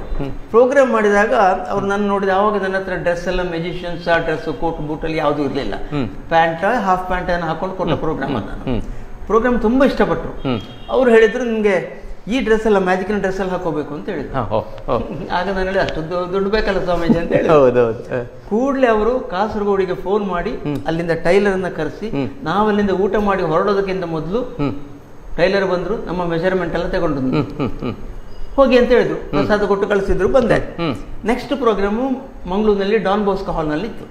ನಾನು ಅಲ್ಲೆಲ್ಲ ಸೆಟ್ಟಿಂಗ್ಸ್ ಎಲ್ಲ ಮಾಡ್ತಾ ಇದ್ದೆ. ಅಷ್ಟೊತ್ತಿಗೆ ಮಠದ ಶಿಷ್ಯರೊಬ್ರು ಬಂದ್ರು, ಸ್ವಾಮೀಜಿ ಬಂದಿದ್ದಾರೆ, ಕಾರ್ನಲ್ಲಿ ಕೂತ್ಕೊಂಡಿದ್ದಾರೆ, ನಿಮ್ಮನ್ನ ಕರಿತಾ ಇದ್ದಾರೆ, ನೀವು ಬರ್ಬೇಕಂತ ಹೇಳಿ. ನಾನು ಹೋದ ಕೂಡ ನಮಸ್ಕಾರ ಮಾಡಿದೆ. ಅವರೊಂದು ಪ್ಯಾಕೆಟ್ ಅನ್ನು ತೆಗೆದು ನನ್ನ ಕೈಯಲ್ಲಿ ಇಟ್ರು, ಕಾರ್ನಲ್ಲಿ ಕೂತ್ಕೊಂಡು. ನೋಡಿದ್ರೆ ಅದು ಡ್ರೆಸ್, ಫುಲ್ ಸೂಟು. ಇನ್ನು ಮುಂದೆ ನೀನು ಮ್ಯಾಜಿಕ್ ಮಾಡುವಾಗ ಈ ಕೋಟ್ ಹಾಕೊಂಡೆ ಮ್ಯಾಜಿಕ್ ಮಾಡ್ಬೇಕು ಅಂತ ಕೈ ಮುಗಿದ ಅಡ್ಡ ಬಿದ್ದೆ. ಆಮೇಲೆ ಅಲ್ಲಿ ಆ ದಿವಸವೇ ನಾನು ಸೂಟು ಬೂಟ ಹಾಕೊಂಡು ಅವ್ರು ಹೇಳಿದಾಗೆ ಪ್ರೋಗ್ರಾಮ್ ಕೊಡ್ಲಿಕ್ಕೆ ಸ್ಟಾರ್ಟ್. ಮೊದಲು ನಾರ್ಮಲ್ ಪ್ಯಾಂಟ್ ಶರ್ಟ್ ಅಲ್ಲೇ ಮಾಡ್ತಿದ್ರು. ನಾರ್ಮಲ್ ಪ್ಯಾಂಟ್ ಶರ್ಟ್ ಅಲ್ಲೇ ಮಾಡ್ತಾ ಇದ್ದೆ. ಹೌದು. ಅಂದ್ರೆ ಸ್ವಾಮಿಗಳು ಒಂದು ಆಶೀರ್ವಾದ ನೀಡಿದ್ರು. ಅವರಿಗೆ ಅನ್ಸಿತು, ಇವರು ಇಷ್ಟು ಒಳ್ಳೆ ಜಾದು ಮಾಡ್ತಾರೆ, ಒಂದು ಕೋಟ್ ಸೂಟ್ ಬೇಡ ಇವರಿಗೆ ಅಂತ ಅನ್ಸಿದೆ. ಪ್ರೀತಿಯಿಂದ ಕೊಟ್ರು. ಅದೇ ಮತ್ತೆ ಹಲವಾರು ಕಾರ್ಯಕ್ರಮ ಮಾಡಿದ್ರು ಸರ್. ಕೆಲವು ಕಾರ್ಯಕ್ರಮ ಮಾಡಿದ್ರಿ ನೀವು, ನಾವು ಕೂಡ ಹಲವಾರು ನೋಡಿದ್ದೇವೆ ಅಲ್ಲಿ. ಅದೇ ರೀತಿ ಸರ್, ತಮ್ಮ ಒಂದು ನೀವು ಜಾದುಗಾರರು, ಜಾದು ಮಾಡ್ತಾ ಇದ್ರಿ, ಮತ್ತೆ ಬ್ಯಾಂಕ್ ಅಲ್ಲಿ ಕೆಲಸ ಆಯ್ತು, ಕೆಲಸ ಮಾಡ್ತಿದ್ರಿ, ತಮ್ಮಷ್ಟಕ್ಕೆ ತಾವಿದ್ರಿ. ಸಿನಿಮಾ ರಂಗಕ್ಕೆ ಕೂಡ ತಾವು ಬಂದಿದ್ದೀರಿ. ಅದು ಸಿನಿಮಾ ರಂಗದ ಪಯಣದ ಬಗ್ಗೆ ಒಂದೆರಡು ಮಾತು ಸರ್. ಸಿನಿಮಾ ರಂಗ ಅಂದ್ರೆ, ನಾನು ಹೈಸ್ಕೂಲ್ ಇದ್ದಾಗಲೇ ನಾಟಕ ಬರಿತಾ ಇದ್ದೆ, ಮಕ್ಕಳನ್ನೆಲ್ಲ ಸೇರಿಸ್ಕೊಂಡು ನಾಟಕ ಆಡ್ತಾ ಇದ್ದೆ. ಫ್ಯಾನ್ಸಿ ಡ್ರೆಸ್ ಕಾಂಪಿಟೇಷನ್ ಬೆಳ್ತಂಗಡಿಯಲ್ಲಿ ಎಲ್ಲಿ ಆದ್ರೂ ಕೂಡ ನಾನು ಪಾರ್ಟಿಸಿಪೇಟ್ ಮಾಡ್ತಾ ಇದ್ದೆ. ದೇವರದಿಂದ ಫಸ್ಟ್ ಪ್ರೈಸೇ ಹೊಡಿತಾ ಇದ್ದೆ. ಎಲ್ಲಿ ಹೋದಲ್ಲ ನೀವು ಫಸ್ಟ್ ಪ್ರೈಸ್ ಅಂತೆ. ನೀವು ಇದ್ರೆ ಇನ್ನು ಯಾರು ಬೇಡ ಅಂತ ಹೇಳ್ತಿದ್ರಂತೆ ಶಾಲೆಯಲ್ಲಿ, ಅಲ್ಲ ಸರ್? ಕೆಲವರು ಪಾರ್ಟಿಸಿಪೇಟ್ ಮಾಡ್ಲಿಲ್ಲ. ಬಟ್ಟೆ ಬಡ್ಚಿ ಅಂತ ಹೇಳಿ ಆತರ ಮಾಡ್ತಾ ಇದ್ರಿ. ಇರ್ಲಿ, ಕೊನೆಗೆ ಕಾರ್ಯಕ್ರಮಗಳದ್ದು ಎಡನೀರು ಸ್ವಾಮಿ ಅದೇ ಸಂಕಲ್ಪ ಫಿಲ್ಮ್. ನಾನು ಮೈಸೂರು ಮಹಾರಾಜಾಸ್ ಕಾಲೇಜಲ್ಲಿ ಸೈಕಾಲಜಿ ಓದ್ಲಿಕ್ಕೆ ಅಂತ ಹೋದವು. ಅಲ್ಲಿ ಓದ್ತಾ ಇದ್ದಾಗ ನನಗೆ ಅಲ್ಲಿ ಪ್ರೋಗ್ರಾಮ್ ಮಾಡ್ತಾ ಇದ್ದೆ. ಮೈಸೂರು ಟೌನ್ ಅಲ್ಲಿ ಕೂಡ ಪ್ರೋಗ್ರಾಮ್ ಎಲ್ಲ ಆಗಿತ್ತು, ಬೇರೆ ಬೇರೆ ಕಡೆಯಲ್ಲಿ ಆಗಿತ್ತು. ಒಂದು ಪ್ರೋಗ್ರಾಮ್ ಅನ್ನ GV ಅಯ್ಯರ್ ಅವರು ನೋಡಿದ್ರು. ಪ್ರೋಗ್ರಾಮ್ ನೋಡಿದ ತಕ್ಷಣ GV ಅಯ್ಯರ್ಗೆ ತುಂಬಾ ಖುಷಿ ಆಯ್ತು. ಅವರು ಹೇಳಿದ್ರು, ನಾಳೆ ನಮ್ಮ ಮನೆಗೆ ಬನ್ನಿ ಅಂತ ಹೇಳಿ. ಸರಸ್ವತಿಪುರಂನಲ್ಲೇ ಅವ್ರ ಮನೆ ಇತ್ತು. ನಾನು ಹೋದ ಕೂಡಲೇ ಅವರು ಒಂದೇ ಮಾತು ಹೇಳಿದ್ರು, ನಾನು ಒಂದು ಪಿಕ್ಚರ್ ಮಾಡ್ಬೇಕಂತ, ಸಿನಿಮಾ ಮಾಡ್ಬೇಕು ಅಂತ ಇದ್ದೇನೆ. ಅದರಲ್ಲಿ ನಂಬಿಕೆ ಮತ್ತೆ ಮೂಢನಂಬಿಕೆ, ಇದು ಎರಡು ಸಬ್ಜೆಕ್ಟ್. ಅದು ಎರಡು ಪ್ಯಾರಲಲ್ ಲೈನ್ ನಲ್ಲೇ ಹೋಗ್ತಾ ಇರ್ತದೆ, ಅದು ಮೀಟ್ ಆಗುದಿಲ್ಲ. ಅದರ ಥೀಮ್ ಹಾಗೆ ಇಟ್ಕೊಂಡು ನಾನೊಂದು ಮಾಡ್ತಾ ಇದ್ದೇನೆ, ನೀವು ಬರಬೇಕು ಅಂತ. ಆಯ್ತು, ಆಕ್ಟಿಂಗ್ ಈಗ ಅಂತ ಕೇಳಿದೆ. ಅದಕ್ಕೆ ಅವ್ರು ಹೇಳಿದ್ರು, ಆಕ್ಟಿಂಗ್ ಅಲ್ಲ, ಅದರಲ್ಲಿ ಹಿಪ್ನೋಟಿಸಮ್ನ ಸೀನ್ ಬರುತ್ತೆ. ಹೀರೋ ಹಿಪ್ನೋಟಿಸಮ್ ಮಾಡುವಂಥದ್ದು ಉಂಟು. ಅದಕ್ಕೆ ಬೇಕಾದ ಕಥೆ, ಆ ಡಯಲಾಗ್ಸ್ಗಳು, ಮತ್ತೆ ಅದು ಹೇಗೆ ಇದು ಮಾಡೋದು ಅಂತೇಳಿ ನೀವೇ ಅದನ್ನು ಡೈರೆಕ್ಟ್ ಮಾಡಬೇಕು ಅಂತ ಹೇಳಿದ್ರು. ಹಾಗೆ ನಾನು ಅದಕ್ಕೆ ಸೇರಿದ್ದೆ. ಡೈರೆಕ್ಟ್ ಮಾಡಿದ್ರಿ. ಅನಂತನಾಗ್, ಆಗ ಅವರು ಅನಂತ ನಾಗರಕಟ್ಟಿ ಅಂತ ಅವ್ರದ್ದು ಫಸ್ಟ್ ಕನ್ನಡ ಫಿಲ್ಮ್ ಅದು. ಸೊ ಅವರು ಹೀರೋ ಅದರಲ್ಲಿ. ಕೊನೆಗೆ CR ಸಿಂಹ ಅಂತ ಹೇಳಿ, ಹೌದು ಆತಲ್ಲ, ಅವರು ಸನ್ಯಾಸಿ. ನನ್ನ ಹತ್ರ ಅಯ್ಯರ್ ಅವ್ರು ಹೇಳಿದ್ರು, ನೀವು ನಾಟಕದಲ್ಲೆಲ್ಲ ಆಕ್ಟ್ ಮಾಡ್ತೀರಿ, ನಾನು ನೋಡಿದ್ದೇನೆ, ಆ ಸನ್ಯಾಸಿ ಶಿಷ್ಯನ ಕ್ಯಾರೆಕ್ಟರ್ ನೀವೇ ಮಾಡಿ ಅಂತ ಹೇಳಿ. ಹಾಗೆ ನನ್ನ ತಲೆ ಎಲ್ಲ ಬೋಳಿಸಿ, ಆ ಮೇಕಪ್ ಎಲ್ಲ ಅದು ಇದಲ್ಲ ಎಕ್ಸ್ಪೆರಿಮೆಂಟಲ್ ಮೂವಿ, ಆರ್ಟ್ ಮೂವಿ. ಹಾಗೆ ನನ್ನ ತಲೆಯನ್ನು ಫುಲ್ ಬೋಳಿಸಿ ನಾನು ಶಿಷ್ಯಾಗಿ ಪ್ರೋಗ್ರಾಮ್ ಮಾಡಿದೆ. ರಜೆಯಲ್ಲಿ ಮನೆಗೆ ಬಂದಾಗ ಅಮ್ಮ ನನ್ನನ್ನು ನೋಡಿ ಜೋರ್ ಹತ್ರ. ಅವ್ರು ಹೇಳಿದ್ರು, ಎಂತ ಮಗ, ನಾವು ಅಪ್ಪ ಅಮ್ಮ ಇನ್ನೂ ಜೀವಂತ ಇದ್ದೇವೆ, ನಿನ್ ತಲೆ ಬೋಳಿಸಿದ್ದಿಲ್ಲ, ಬೋಳಿಸಬಾರ್ದು. ನಿಜವಾಗಿ ಚಿತ್ರಕ್ಕಾಗಿ ನೆನಪು ಬರ್ತಾ ಇದೆ. ಹೌದೇ, ಅದಲ್ಲೊಂದು ಉತ್ತಮ ಅನುಭವ ಅಲ್ಲ ಸರ್ ನಿಜವಾಗಿ. JV ಅಯ್ಯರ್ ಅಂದ್ರೆ ದೊಡ್ಡ ಡೈರೆಕ್ಟರ್, ಬಹಳ ಸಿಂಪಲ್ ಕೂಡ ಅಲ್ಲ ಸರ್, ಬಹಳ ಸಿಂಪಲ್. ಈವನ್ ಅನಂತನಾಗ್ ಅವರು ಅಷ್ಟೇ. ಇತ್ತೀಚೆಗೆ ಉಡುಪಿಗೆ ಒಂದು ಫಿಲ್ಮ್ ಶೂಟಿಂಗ್ ಬಂದಾಗ, ಉಡುಪಿ ಅಂತ ಹೇಳಿಕೊಂಡು ಇಲ್ಲಿ ಶಂಕರ್ ಅಂತ ಒಬ್ರು ಮ್ಯಾಜಿಕ್ ಮಾಡೋರು ಇದ್ದಾರಲ್ಲ ಅಂತ ಹೇಳಿ ನಾನು ದೂರ ನಿಂತ್ಕೊಂಡು ನೋಡ್ತಾ ಇದ್ದೆ. ಆಗ ಅಲ್ಲಿ ಡೈರೆಕ್ಟ್ ತೋರಿಸಿ, ನೋಡಿ ಅಲ್ಲಿ ಇದ್ದಾರೆ ಮತ್ತೆ ಮಾತಾಡ್ಸಿದ್ರು. ಅವ್ರು ಬಂದು ಮಾತಾಡ್ಸಿ ಹಳೆ ನೆನಪುಗಳನ್ನೆಲ್ಲ ಮಾಡ್ಕೊಂಡ್ರು. ಹೌದು, ಅವರ ಮೊದಲ ಚಿತ್ರ ಫಸ್ಟ್ ಅದರಲ್ಲಿ ಅವರು ಅನಂತನಾಗರ ಕಟ್ಟಿ ಅಂತಲೇ ಇದೆ ಅವರ ಹೆಸರು. ಅನಂತನಾಗ್ ಅಂತಿಲ್ಲ. ಇಲ್ಲ. ಅದಕ್ಕೆ ನ್ಯಾಷನಲ್ ಅವಾರ್ಡ್ ಎಲ್ಲ ಬಂತದೆ. ಹೌದೌದು, ಬಂದೆ, ಅದು ಅವಾರ್ಡ್ ಬಂದೆ. ಅದೇ ಸರ್, ಅವಾರ್ಡ್ ಬಂದೆ. ಅಂದ್ರೆ ಅದು ಉತ್ತಮ ಒಂದು ಚಿತ್ರ, ಅದೊಂದು ಹೊಸ ಅನುಭವ ನಿಜವಾಗಿ ನಿಮ್ಗೊಂದು ಜಾದು ಮಾಡ್ಕೊಂಡಿದ್ದವರಿಗೆ.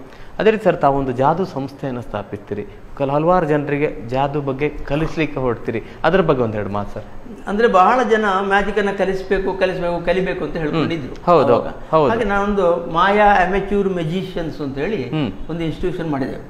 ಅದರ ಮೂಲಕ ಮ್ಯಾಜಿಕ್ ಕ್ಲಾಸಸ್ ಅನ್ನ ಕಂಡಕ್ಟ್ ಮಾಡಿದೆವು ಇಂಟ್ರೆಸ್ಟ್ ಇರೋ ಮಕ್ಕಳಿಗೆ ರಜೆಯಲ್ಲಿ.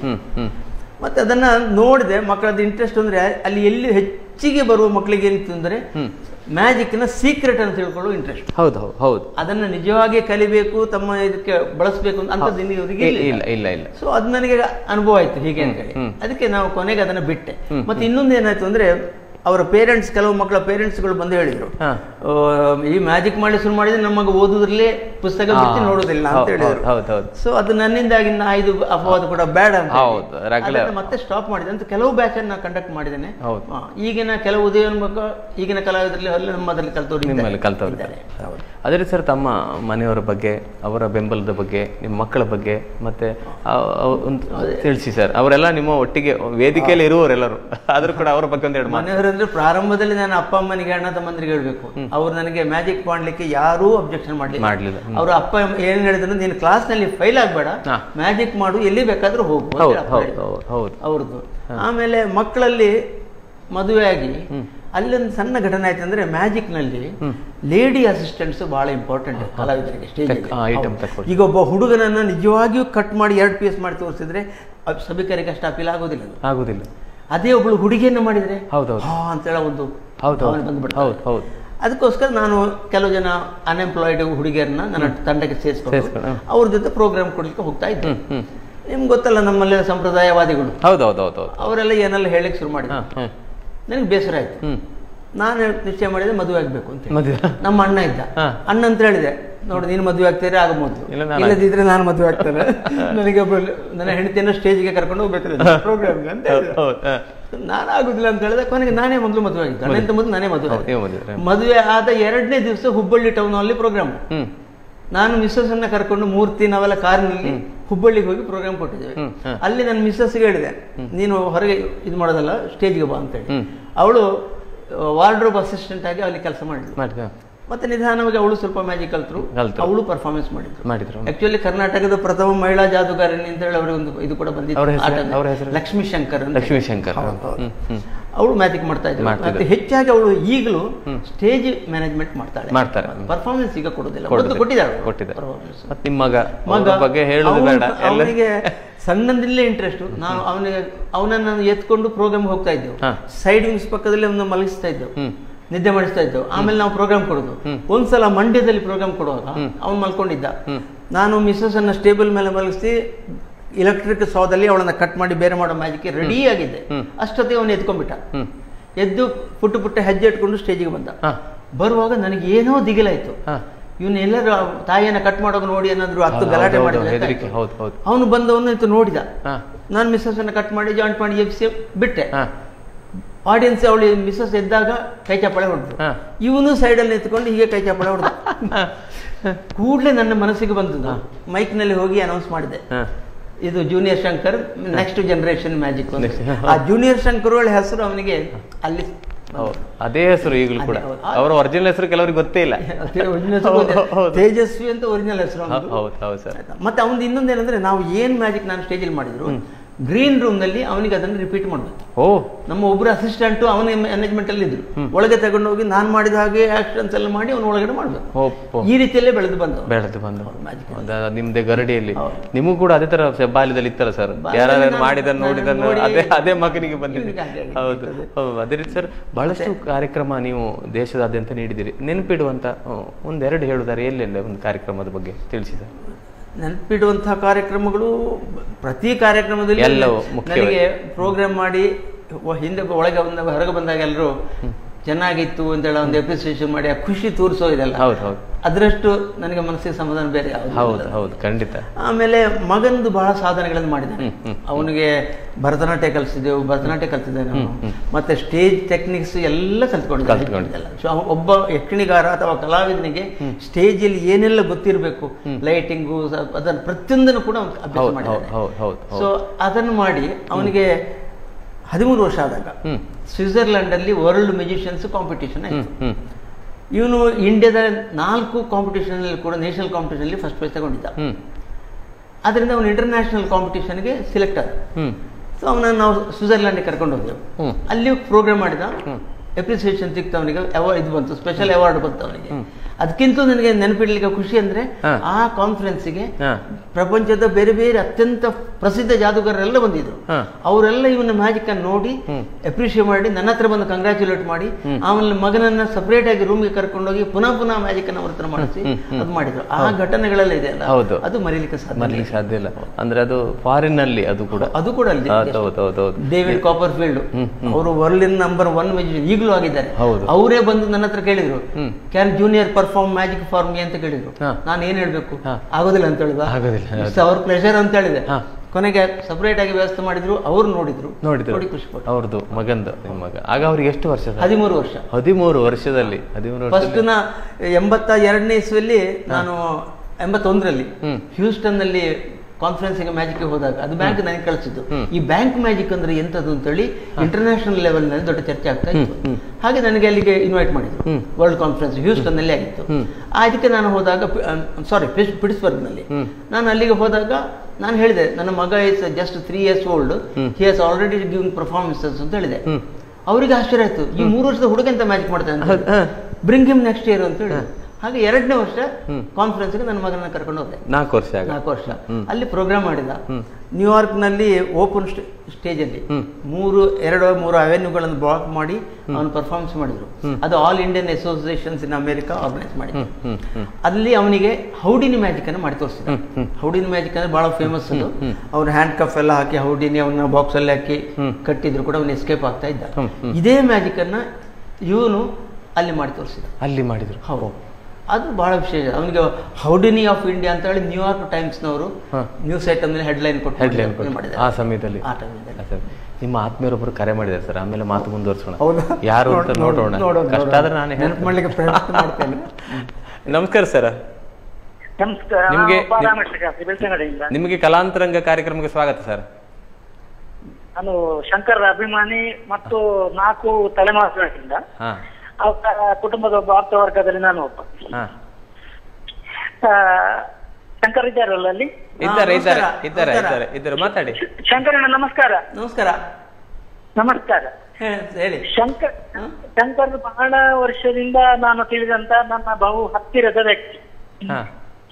ಅವರಲ್ಲಿ ನನಗೆ ತುಂಬಾ ಆಕರ್ಷಣೆ ಅಂದ್ರೆ ಅವರನ್ನು ಸುಂದರವಾದ ನಗು, ಅವರ ತಾಯಿ ಹಾಗೆ ನಗ್ತಿದ್ರು, ಇವರದ್ದು ನಗು. ಚಿಕ್ಕಂದಿನಲ್ಲಿ ನಾವು ಬೆಳ್ತಂಗಡಿಯಲ್ಲಿ ದೂರದಲ್ಲಿ ಕಾಣ್ತಿದ್ದೇವೆ. ಅಂದ್ರೆ ಮಧ್ಯಾಹ್ನ ಉಡುಪಿ ಹೋಟೆಲ್ಗೆ ಅವರು ಬರ್ತಿದ್ರು ಊಟಕ್ಕೆ. ಅಲ್ಲಿ ನಾವು ಕಾಫಿ ಎಲ್ಲ ಕುಡಿಯಲಿಕ್ಕೆ ಹೋದ್ರೆ ಅವ್ರನ್ನ ಕಾಣ್ತಾ ಇದ್ವಿ. ಮತ್ತೆ ಸಣ್ಣದಿರುವಾಗ ಒಂದು ಕಾದಂಬರಿ ಬರೆದ್ರು ಅವರು, ಬೆನ್ನು ಬಿಡದ ಬೇತಾಳ. ಹೌದು, ನಾವು ತುಂಬಾ ಒಂದು ಆಸಕ್ತಿ ಇಲ್ಲ, ಅಂದ್ರೆ ನರಸಿಂಹಯ್ಯನವರ ಕಾದಂಬರಿಯ ಸ್ಟೈಲ್ ನಲ್ಲಿ ಹೋಗಿದೆ. ಅನಂತರ ಅವರ ಅಲ್ಲಿ ನಮ್ಮ ಮನೆ ಹತ್ತಿರವೇ ಅವರ ಅಣ್ಣ ಮನೆ ಮಾಡಿದ್ರು. ಅಲ್ಲಿಗೆ ವರ್ಷದಲ್ಲಿ 2 ಸಾರಿ ಇವರು ಬಂದೇ ಬರ್ತಿದ್ರು. ನಾವು ಭೇಟಿ ಆಗ್ತಾ ಇದ್ದೇವೆ. ಅವರ ಬಾಲ್ಯದಲ್ಲಿ ಅವರು ಅಲ್ಲಿ ಪುತ್ತೂರಿನಲ್ಲಿ ಕಣ್ಣಿಗೆ ಕಟ್ಟಿದ್ರು. ಆ ಬೈಕ್ ಸವಾರಿ ಮಾಡಿದ್ದು ಅದು ಇವತ್ತು ನನಗೊಂದು ರೋಮಾಂಚಕರವಾದ ಒಂದು ದೃಶ್ಯ. ಅವತ್ತು ಆ ಕಲೆಯನ್ನು ಬಹುಶಃ ದಕ್ಷಿಣ ಕನ್ನಡ ಜಿಲ್ಲೆಯಲ್ಲಿ ಬೇರೆ ಯಾರು ಮಾಡಲಿಲ್ಲ ಕಾಣ್ತೇವೆ ನನಗೆ, ಅಪರೂಪವಾಗಿ ಅವರು ಮಾಡಿದ್ದು ಅಂತ ಕಾಣ್ತೇವೆ ನನಗೆ ನೋಡುವಾಗ. ಆಮೇಲೆ ನನಗೆ ಅವರ ಜೀವನ ಚರಿತ್ರೆಯನ್ನು ಬರೆಯುವ ಒಂದು ಅವಕಾಶ ನನಗೆ ಸಿಕ್ಕಿತ್ತು. ಗೊತ್ತಾಯ್ತಲ್ಲ ಯಾರು ಸರ್ ಹೇಳಿಬಿಡಿ.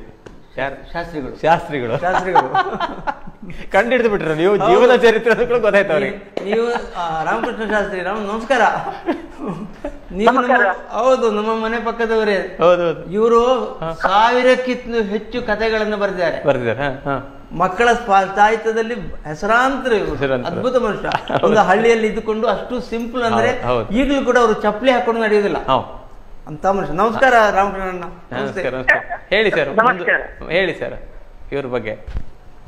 ಶಂಕರದ ಬಗ್ಗೆ ನಾನು ಹೇಳ್ಬೇಕಲ್ಲ, ಮಾತಾಡಿ ಸರ್. ಆಮೇಲೆ ಅವರ ಜೀವನ ಚರಿತ್ರೆ ಬರೆಯುವುದಕ್ಕೊಂದು ಅವಕಾಶ ನನಗೆ ಅವರ ಭಾವ ಇವರು ಮೂರ್ತಿ ದೇರಾಜ್ ಅವರು ಒದಗಿಸಿಕೊಟ್ಟದ್ದು ಅದು. ಹಾಗೆ ಶಂಕರ ಮನೆಗೆ ಉಡುಪಿಗೆ ನಾನು ಹೋಗಿದ್ದೆ. ಅವರ ಜೀವನದ ಇನ್ನೊಂದು ಮುಖ ನನಗೆ ಪರಿಚಯದಲ್ಲಿ ಅಂದ್ರೆ ಅತ್ಯಂತ ಸರಳವಾದ ಬದುಕಿಗೆ ಇನ್ನೊಂದು ಮಾದರಿಯ ನಾನು ಹೇಳಲಿಕ್ಕಿಲ್ಲ. ಅವ್ರು ಹೇಳ್ತಿರು, ನಾವು ಬೇಸಿಗೆಯಲ್ಲಿ ಫ್ಯಾನೇ ಉಪಯೋಗ ಮಾಡುದಿಲ್ಲ, ನಾವು ನೆಲದ ಮೇಲೆ ಮಲಗಿಯೇ ಅದರಲ್ಲಿ ನಾವು ಸೆಕೆಯನ್ನು ಕಳೆಯುವುದು ಅಂತ ಹೇಳ್ತಿದ್ರು. ಆಮೇಲೆ ಅವರ ಮನೆಯಲ್ಲಿ ಮಧ್ಯಾಹ್ನ ಊಟ ಮಾಡುವುದಾಗಿ ನಿಸರ್ಗದತ್ತವಾದ ಯಾವುದು ಎಲ್ಲ ಸಸ್ಯಗಳುಂಟು ಅದನ್ನೇ ಹೆಚ್ಚು ಅವರು ಬಳಕೆ ಮಾಡ್ತಾ ಇದ್ರು ಅಲ್ಲಿ.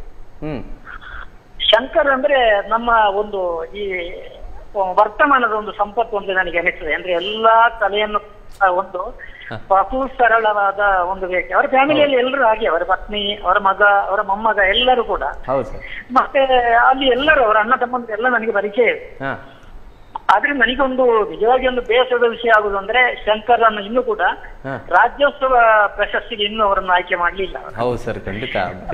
ಇವರು ಅರ್ಜಿ ಮಾಡಿರುವಾಗಲೂ ಜಾದು ಒಂದು ಕಲೆ ಅಲ್ಲ ಅಂತ ಹೇಳಿ ಹೇಳಿದ್ರಂತೆ. ನನಗೆ ಅವ್ರಿಗೆ ಯಾರದ್ದು ಕಲಿಸಿಕೊಟ್ಟದ್ದು ಗೊತ್ತಿಲ್ಲ. ಜಾದು ಭಾರತದ ಕಲೆ ಅಲ್ಲ ಅಂತ ಹೇಳಬೇಕಿದ್ರೆ ಮಹಾಭಾರತದಲ್ಲಿ ಕೂಡ ಕರ್ಣ ಮತ್ತು ಘಟೋತ್ಕಚರ ಯುದ್ಧದಲ್ಲಿ ಮಾಯಾ ಯುದ್ಧ ನಡೀತದೆ. ಅದೊಂದು ಇದರ ಜಾದುವಿನ ಇನ್ನೊಂದು ರೂಪವೇ. ಹೌದು. ಇಷ್ಟೆಲ್ಲ ತಿಳುವಳಿಕೆಯ ಜ್ಞಾನಿಗಳಿದ್ದು ಕೂಡ, ಅಥವಾ ನಮ್ಮಲ್ಲಿ ಇಷ್ಟು ರಾಜಕಾರಣಿಗಳಿದ್ದಾರೆ, ಶಂಕರದ ಹಿತೈಷಿಗಳಿದ್ದಾರೆ, ನಿಜವಾಗಿಯೂ ಇವತ್ತು ಒಂದು ಅತ್ಯಂತ ಅರ್ಹ ವ್ಯಕ್ತಿ ಅಂದ್ರೆ ಪ್ರೊಫೆಸರ್ ಶಂಕರ್. ಅವರನ್ನು ಸರ್ಕಾರ ಕಡೆಗಣಿಸಿದ್ದು ಅಂದ್ರೆ ತನ್ನನ್ನೇ ಅವಮಾನಿಸಿಕೊಂಡದ್ದು ಅಂತ ನಾನು ಹೇಳ್ತೇನೆ.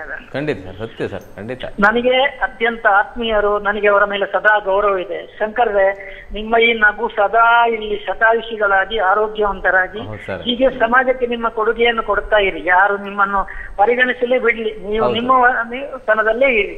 ನಾನು ಶುಭ ಹಾರೈಸ್ತೇನೆ. ಹೌದು ಸರ್, ಆಗ್ಲಿ ಸರ್. ಬಹಳ ಖುಷಿ ಆಯ್ತು ಸರ್ ತಮ್ಮೊಂದಿಗೆ ಮಾತಾಡಿ, ಬಹಳಷ್ಟು ವಿಷಯ ತಿಳಿಪಡಿಸ್ತೀರಿ. ಹೌದು ಸರ್, ಬಹಳ ಖುಷಿ ಆಯ್ತು. ನಿಮ್ಗೆ ನಿಮ್ಮ ಚಾನಲ್ ಪರವಾಗಿ ಪ್ರೀತಿಯ ಧನ್ಯವಾದಗಳು ಸರ್. ಧನ್ಯವಾದ. ಆಯ್ತು, ನಮಸ್ಕಾರ. ನಮಸ್ಕಾರ ಸರ್. ಅವ್ರು ಸತ್ಯ ಹೇಳಿದಾರೆ ಸರ್, ಸತ್ಯವಾದ ವಿಷಯ. ನಿಮ್ಗೆ ರಾಜ್ಯೋತ್ಸವ ಪ್ರಶಸ್ತಿ ಬರಬೇಕಿತ್ತು, ಯಾಕಂದ್ರೆ ನೀವು ಅಷ್ಟು ಆ ಪ್ರಶಸ್ತಿ ನಿಮ್ಗೆ ಸಿಗಬೇಕು. ಅದವ್ರು ಹೇಳಿದ್ರು ನೋಡಿ, ಸಿಗದಿದ್ರೆ ಆ ಪ್ರಶಸ್ತಿಗೆ ಗೌರವ ಇಲ್ಲ, ಆ ತರ ಆಗಿದೆ. ಪ್ರಶಸ್ತಿಗಳ ಬಗ್ಗೆ ಹೇಳುವಾಗ ಒಂದು ಮಾತನ್ನು ಶಿವರಾಮ್ ಕಾರಂತರು ನನಗೆ ನೆನಪಿಡ್ಬೇಕಾಗುತ್ತೆ. ಹೇಳಿ ಸರ್. ಉಡುಪಿಯಲ್ಲಿ ವರ್ಲ್ಡ್ ಕಾನ್ಫರೆನ್ಸಿಗೆ ಒಂದಕ್ಕೆ ಶಿವರಾಮ್ ಕಾರಂತರು ಬಂದಿದ್ರು. 2.5 ಗಂಟೆ ಕೂತಲ್ಲಿಂದ ಏಳದೆ ಅವರು ಕಾರ್ಯಕ್ರಮ ನೋಡಿದ್ದಾರೆ. ನೋಡಿ ಹೋಗುವಾಗ ಹೇಳಿದ್ರು, ತುಂಬಾ ಚೆನ್ನಾಗಿ ಆರ್ಗನೈಸ್ ಮಾಡಿದ್ದೇನೆ, ಕಾರ್ಯಕ್ರಮ ತುಂಬಾ ಖುಷಿ ಆಯ್ತು ನನಗೆ ಅಂತ ಹೇಳಿ ಹೇಳಿದ್ರು. ಕೊನೆಗೆ ಮರು ದಿವಸ ನಮ್ಗೊಂದು ಮ್ಯಾರೇಜ್ ಫಂಕ್ಷನ್ ಹೋಗ್ಲಿಕ್ಕಿತ್ತು, ನಾವು ಫಂಕ್ಷನ್ಗೆ ಹೋಗಿದ್ದೆವು.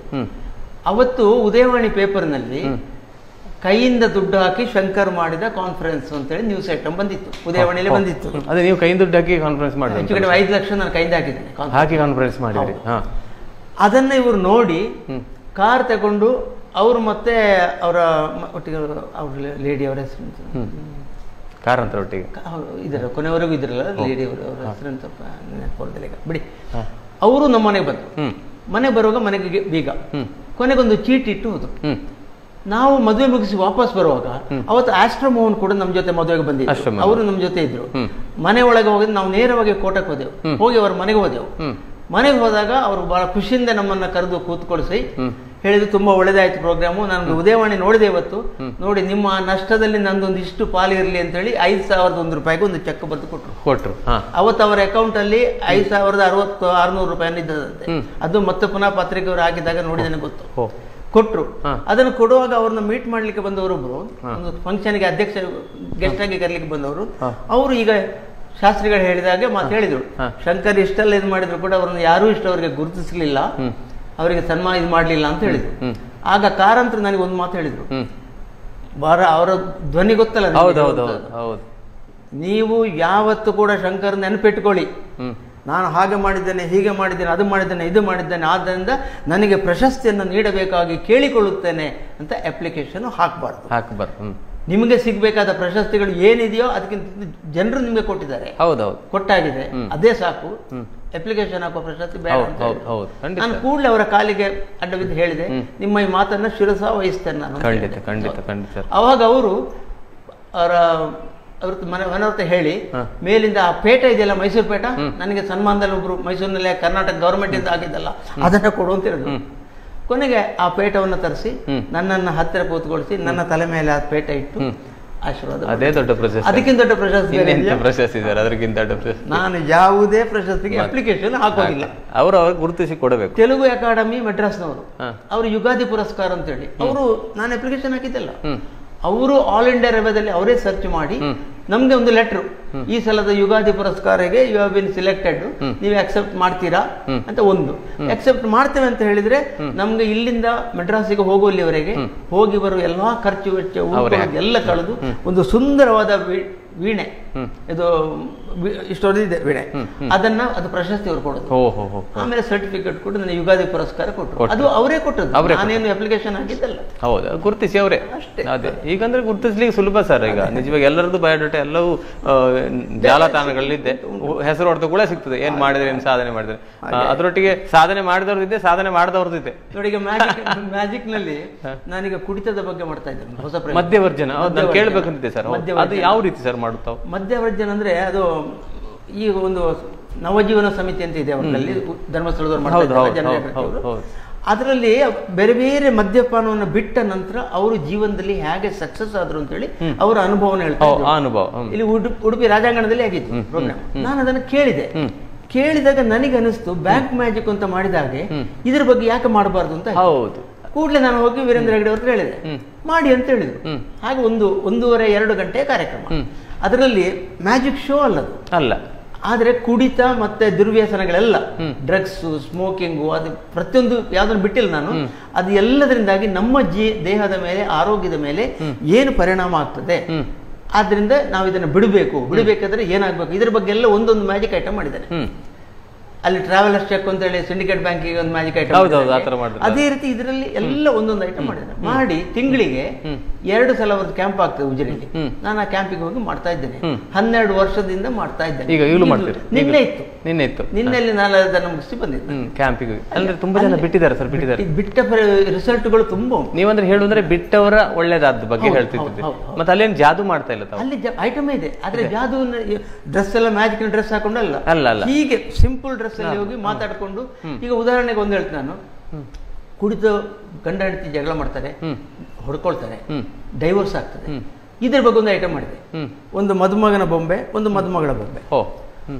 ಇದು ಗಂಡ ಹೆಂಡತಿ ಸಂಸಾರದಲ್ಲಿ ಯಾವಾಗಲೂ ಸಮರಸ ಇರಬೇಕು, ಹೌದು, ಜಗಳ ಮಾಡೋದಲ್ಲ.